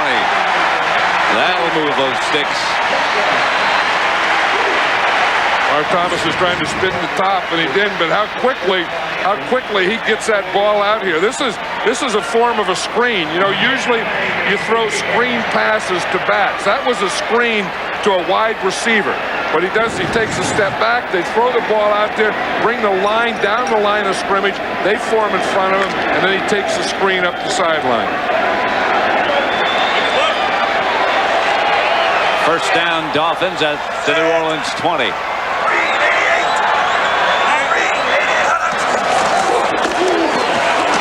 That's Abdul-Jabbar. Straight ahead. You know, but even the sounds in the line are starting to sound better. I mean, it would sound like kind of a cream puff thing early, with the line. Now you hear the surge. I mean, you can just hear, boom, as they fire off the line, and then the defense hits, and you can just think that the line play has really picked up their intensity in the second half. Well, that Saint defensive unit has been out there a long, long time because they've got nothing going on offense. Which way you going? 10 minutes left to play. Marino looks left. Gets it out to McDuffie. And McDuffie dives, puts the ball out, tries to get the first down, about a foot short. You know how to tell which way Dan Marino's throwing the ball. If he backs out, he throws to the left. If he turns out, he throws to the right. But let's look at the places that O.J. McDuffie's lined up. He's lined up wide to the left 12 times, wide to the right 14 times. So that's kind of balanced. He's been in the slot on the left 10 times, slot on the right 19, both with and without motion, and eight times in the backfield. So Marino's out now, short yardage. Todd Dotson is the quarterback. You expect some kind of quarterback sneaker option somewhere where he was going to run the ball. Actually, Jimmy Johnson was telling us yesterday that he doesn't want Dan Marino to run a quarterback sneak. He said he would never ask Dan Marino to run a quarterback sneak. So if you don't do that, then what you do is you put someone else in that will run a quarterback sneak. And he's thinking of doing that more in that short yardage and goal line, and that's Todd Dotson. And now Marino's back. And Todd Dotson's happy about his contribution. Well, he did his job. That's like one of those baseball pitchers they call middle or ender or whatever they do when they come in and throw to one batter and they go out and everyone pats them on the back. Yeah. Whatever they call those guys. This is Jabbar. Touchdown. Flag on the play, though. And the flag is back in the area of offensive holding. And it is holding. That's the preliminary signal from Mike Carey. It was right in the area. It wasn't really in the area of the ball, although I think there's a second flag down there, too. Yep. Both of them hold in. Number 65 and 89. 10 yards. It remains first down. Donnelly and Perry both holding. Yeah, here's Perry here. That's the second one. That's not the first one they called. The first one was on Donnelly inside. Well, that's a good one right there on Perry. Here's going to be Donnelly's right here, number 65. See, his is up around the neck. Yeah, that's a takedown.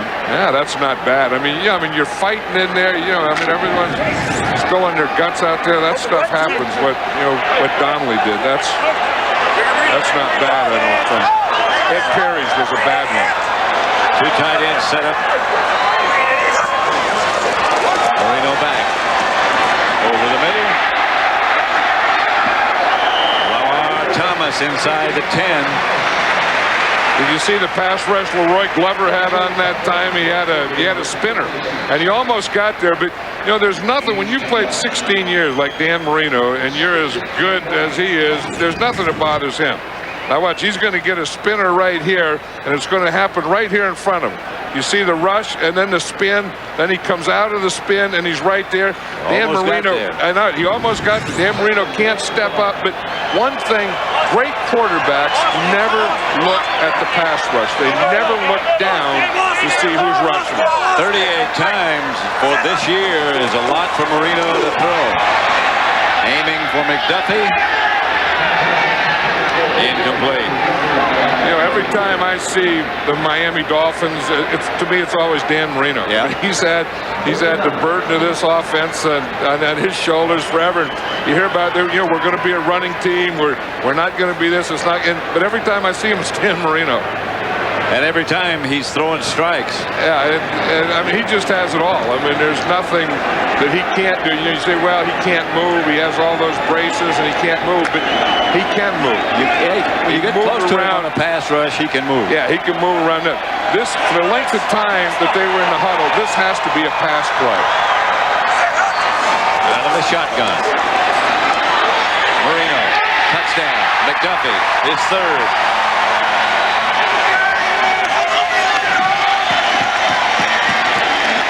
To play him in darts. Yeah, baby!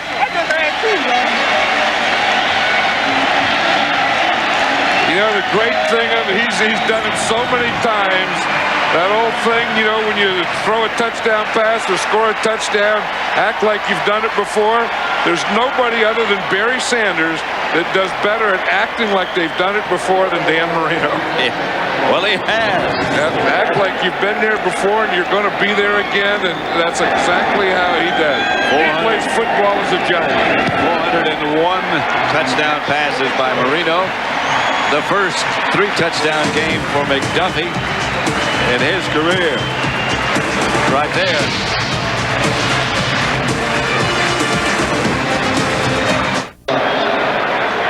O.J. McDuffie has his own group of fans and those who help him celebrate. And he knew exactly where they were. I mean, that just wasn't a random, here, take this football. He knew exactly where he was going. And you know, you talk about coaching and the highs and lows. Yep.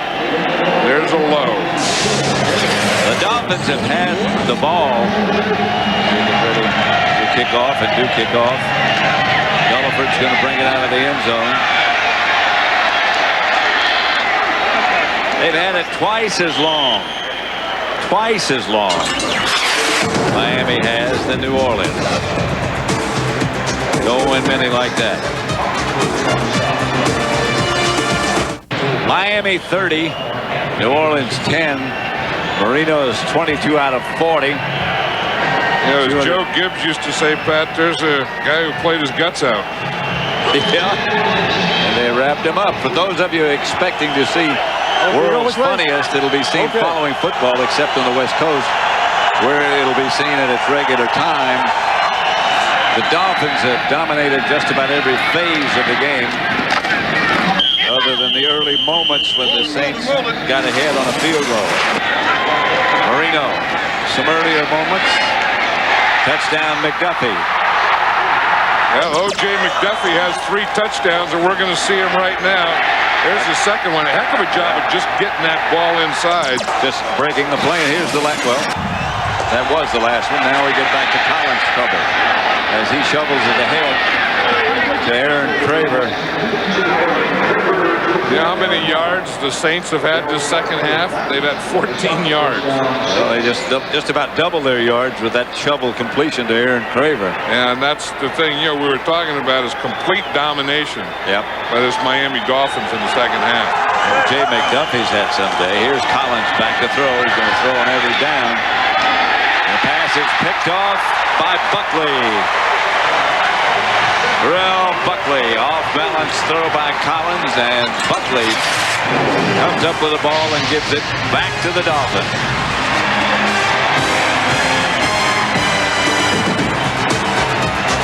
Next Sunday on Fox, Todd Eldridge, Kurt Browning, and Katarina Witt, and some of the world's best skaters lead their countries in a battle for international bragging rights. It's the Northwestern Mutual Life World Team Challenge next Sunday. Check your local listings. 30-10, 6:19 left to play. And the Dolphins after the interception by Buckley. That is Avery. Those of you who might have just joined us, just to summarize what kind of day it's been, a great one for Dan Marino, not for New Orleans by any means. They've got 46 yards passing to Miami's 255. Marino's thrown 3 touchdown passes to O.J. McDuffie and thrown his 400th and 401st career touchdown passes. You know, and you wonder, sometimes, no, Pat, you wonder why people say or ask, when is Dan Marino going to retire? And to me, the answer is always why. Yeah. There's nothing that I've seen Dan Marino do or not do that would lead me to think that he should even consider retiring. Well, he doesn't want to retire. That's Avery. And he says he just loves the game so much, and it's never gone away. And, of course, his biggest thing, he says his biggest moment he ever had was being in a Super Bowl, and his biggest goal now is to get back to a Super Bowl and, of course, win it. You know, last year it was John Elway's year, and everyone was rooting for John Elway, and I think that the people now, everyone would love to see somewhere in his career Dan Marino win a Super Bowl. Most of all, Dan Marino. And the fans too. I mean, I would love to see Dan Marino win a Super Bowl. I mean, he's been too big in this game not to have a Super Bowl ring. Too much time. Well, they've got a tough schedule down the stretch now. Of all the contenders in the AFC East, they have the most difficult schedule. Yeah, and I don't know that they're a Super Bowl team this year. Remember that 1983 draft, and that was the year of the quarterback. You know, how many guys are still around from that draft? I'll tell you, there's only 2 quarterbacks that are still around. Yep. We were just talking about them. That's, of course, Dan Marino and John Elway. And then the other 2 guys, well, think a minute. They didn't get their play in, and they had a formation problem there, so Dan Marino has to take a timeout here. So they have 2 left. 4:50. Don't forget, next week, the NFL, as we head toward playoff time, the games for those involved in the playoff chase become more and more crucial. Cowboys, Saints, Lions, Jaguars, 49ers, Panthers. And then the Giants against the Cardinals, who still have playoff aspirations. Who, the Giants or the Cardinals? Cardinals. Yeah, the Cardinals. Not the Giants. They play San Francisco tomorrow night. Mike Ditka has to take this one and then go back and get ready for Dallas. And here's the answer to that trivia question. Bruce Matthews of the Tennessee Oilers, soon to be the Titans. And Darrell Green, he is really amazing. Well, to me, all 4 of them are amazing for a number of reasons. Look, all 4 of those guys have played for just one team. Yep. That's amazing. Yep. They've played that long at such a high level, and they're all going to be in the Hall of Fame. This is Stanley Pritchett. It'll bring up a punting situation for the Dolphins. You know, Mike Sheldon was in here on that last series for the Dolphins. Kevin Donnelly, we talked about earlier, has had a bad knee, but kind of gutted this game out. May even have surgery this next week, and so Sheldon replaced him now because I'm sure that Jimmy Johnson feels that he has this game under control. Well, it's not definite that he'll have surgery. It's a possibility. Well, that he could, because at some point he has to have surgery, they said, because he has some loose bodies in there, and they're not going to come out without surgery. So whether it's next week or the week after or the week after that, at some point he has to have it. Wilmsmeyer gets off a good kick. Gulliford lets it sail over his head, and it does, and out of bounds inside the 10.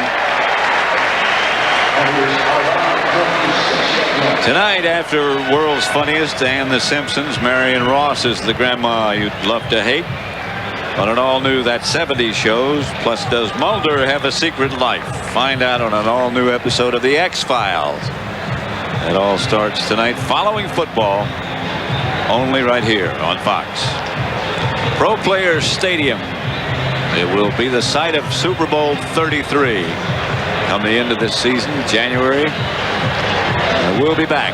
Yep, and that's what it's all about. I mean, you know, to be part of the Super Bowl and to have it this year on Fox and know that we're going to be here, and that'll be the next time we're here. And boy, is this place going to be excited that night, huh?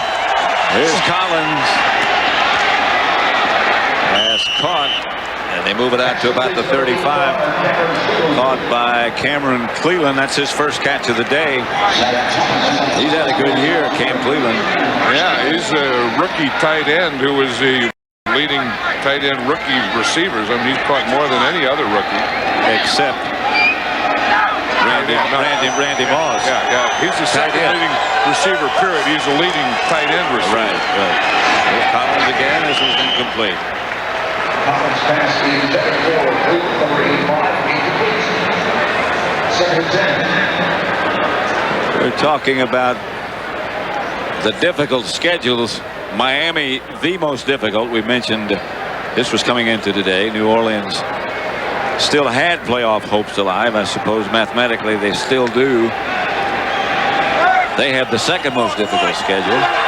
So these two here face the difficult path as we come down the stretch. Miami 30, New Orleans 10, Collins.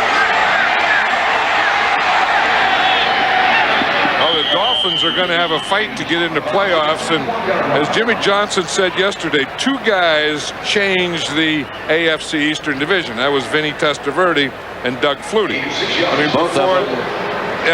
before quarterbacks. they are mature quarterbacks, and before the season, they thought it was going to be either Miami or New England, and then up jumps Testaverde and up jumps Doug Flutie. These are Miami's remaining games you were talking about. Yeah. And one with Denver's going to be exciting, isn't it? Because Miami was the last undefeated team, and then if Denver comes in here undefeated. Fumble. Ball's loose, and the Dolphins have it. Pop loose from Collins. Lorenzo Rommel again for the key play. He's made 3 or 4 key plays today, Lorenzo Rommel. I mean, he's been all over. And Ditka's upset. You can only stay calm so long, but nothing has gone his way today. Nope. And when you can't run the ball and you can't move the ball on offense and the other team is going to be in there all the time and they know you can't run, then you're going to get this kind of pressure. Then when you get this kind of pressure, these kinds of things are going to happen to you. Then everything turns sloppy. Then everything turns, as bad as it can, and then you lose the game. Not much doubt as you look at those two pictures about who's the winning coach and who's the losing coach. Jimmy feels very good and very proud. And I think when you can have your mother and father come and be at a game, it's a lot nicer when you can win that game. That's Avery. Out of bounds, stops the clock. Fought to get back to the line of scrimmage. 3 minutes exactly left. 30-10 of the Dolphins over the Saints. The Jets improved their record today to 8-4.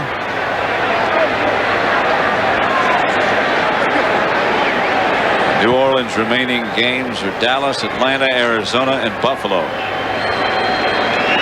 Arizona 6-6, still hopeful that the playoff situation will come their way. They lost to Kansas City today. Here's Avery behind the line of scrimmage. Leroy Glover. Yeah, we were talking to Mike Ditka yesterday. He was saying that that his defense is really playing well. Yep.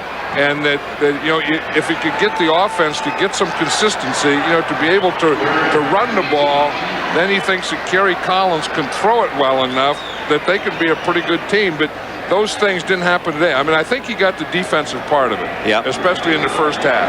But he didn't get anything at all today from his offense. No time taken off the clock. No yards. Almost a minus day on offense. In fact, it was a minus day. Here is Marino slinging it outside. Flag on the play as Rondé Gadsden makes the reception. Kerry Collins was saying last night that, after everything that he's been through this year with Carolina and then being whatever he was and then waived, and he said his head is still spinning and looked like it was still spinning today. Quite a story about him saving that young child out of an automobile accident. Yeah, it was a week ago when they were going to play the 49ers, and they were on their way to the airport. And there was an accident in front of them, and there were some adults got out, and he said, is there anything he could do to help? And is there anybody still in the car? Yeah, and there was a little baby, an 8-month-old baby. And he went in the smoke and debris and pulled the child out to safety.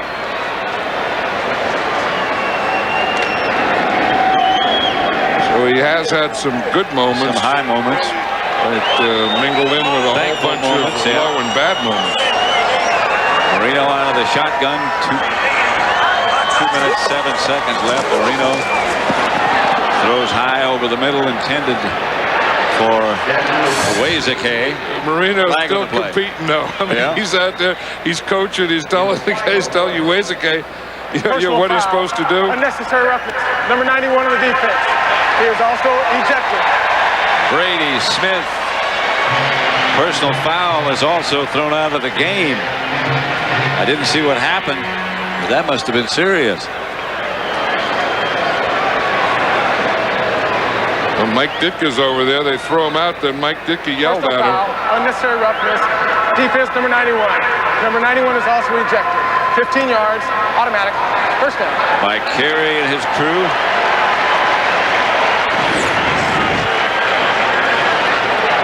Watch 91 here, and we'll see what happened here, Pat. I think it was after the play's over. Watch the end of right there. You see the play was over, and Brady Smith just punched him in the face. And that's frustration. Wait. And he has to leave. Yeah. Brady Smith, once you're thrown out, you have to leave the field. No one has told him that, but he can't stay there. Officials have to see stuff like this. Remember, we had a game in, with the Green Bay Packers, and Brett Favre was in Minnesota, injured on the play, and they fixed his fingers out there and didn't make him go out. And you have to know what's going on in the field, but when you eject a guy, you got him up there. He just told him to get out of there. Take off the suit. Yeah, that was the New Orleans PR staff did that. 2 minutes, 3 seconds left. We get the 2-minute warning. Brady Smith headed out. What a day for Dan Marino and O.J. McDuffie. And how about Zach Thomas? Zach Thomas. Oh, he's fun to watch. I mean, there's a couple of guys on this team that you could just watch every play. And Dan Marino on offense would be one, and Zach Thomas on defense would be the other. O.J. McDuffie give you some thrilling moments too, wouldn't he? It's not a bad third. 2 minutes left. 30-10. We're at Pro Player Stadium in Miami, the home of the Dolphins. And today it's been a welcome home, Dolphins. Well, and they play so well down here. They'll be 6-0 after this game here this year. Zach Thomas, what a day he's had, huh? 9 tackles, 1 sack. Whether they ran it or they passed it, Zach Thomas was right there. It's interesting, he said that Zach Thomas started playing tackle football in the 3rd grade in Texas, and the name of his team in the 3rd grade was Mean Machine. Well, he fit that mold, didn't he? He said he started reading guards. I said, what'd you read? And he said nothing. He said he started reading, and knowing about stuff, reading guards and football. I said in high school. He said when he was a middle linebacker in the 3rd grade, he said at the Mean Machine, he said he didn't do much reading. He just ran around on instinct. Marino will kneel again. Today's game is being produced by Bob Stenner, directed by Sandy Grossman. Associate Directors Mike Roy, broadcast associates Fran Morrison and Charles McDonald. Technical producers Bob Muller. Studio produced by Scott Ackerson, directed by Bob Levy. The associate director was Jennifer Love. The senior producer is Bill Brown. Executive producers of Fox Sports are Ed Gorin and David Hill. Following football, the world's funniest, The Simpsons, that 70s show, and the X-Files. Less than a minute. If Denver comes in here undefeated, that's going to be an interesting matchup with John Elway on one side and Dan Marino on the other side, and Mike Shanahan on one side, and All the Jimmy other Johnson. guys, all the guys from the undefeated team, the 1972 team, come back to try to help the present team. Oh, of course they will. There's no way. There's no way that they want anyone to be else to be undefeated. I mean, Bob Greasy, I'm sure, is going to be there. Larry Zonka, Paul Warfield, Jim Kick. Some bunch. Oh, yeah, I remember those guys. We played against them for so many years.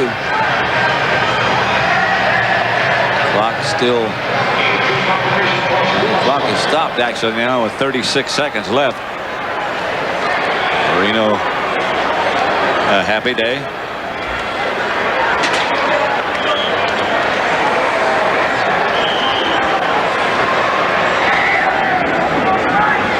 Yep, there's Todd Doxson. He's one of the gunners. He was the guy that the backup quarterback and quarterback sneak for that first down.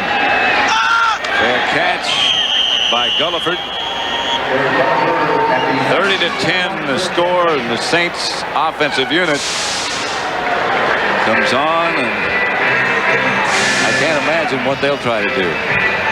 Well, I would think in this case you just want the game to get over. I mean, if you're Miami, you've won the game 30-10, it's over. Dan Marino is talking to Jimmy Johnson about his headset and what he could hear and what he couldn't hear. If you're the New Orleans Saints, I think you just want to get the clock started, run it out, and get the heck out of here. Start thinking about next week in the Dallas Cowboys. So the Jets are 8-4. The Dolphins will go to 8-4. Collins hands off to Wilmot Perry. And with 22 seconds, Pat, there's no one play that can get you 20 points. Not that I know of. Yeah, I was talking about how with this win, Miami will be 6-0 here at home. They've also only allowed 40 points. Not only does the whole team play better here, but their defense here is outstanding. So Jimmy Johnson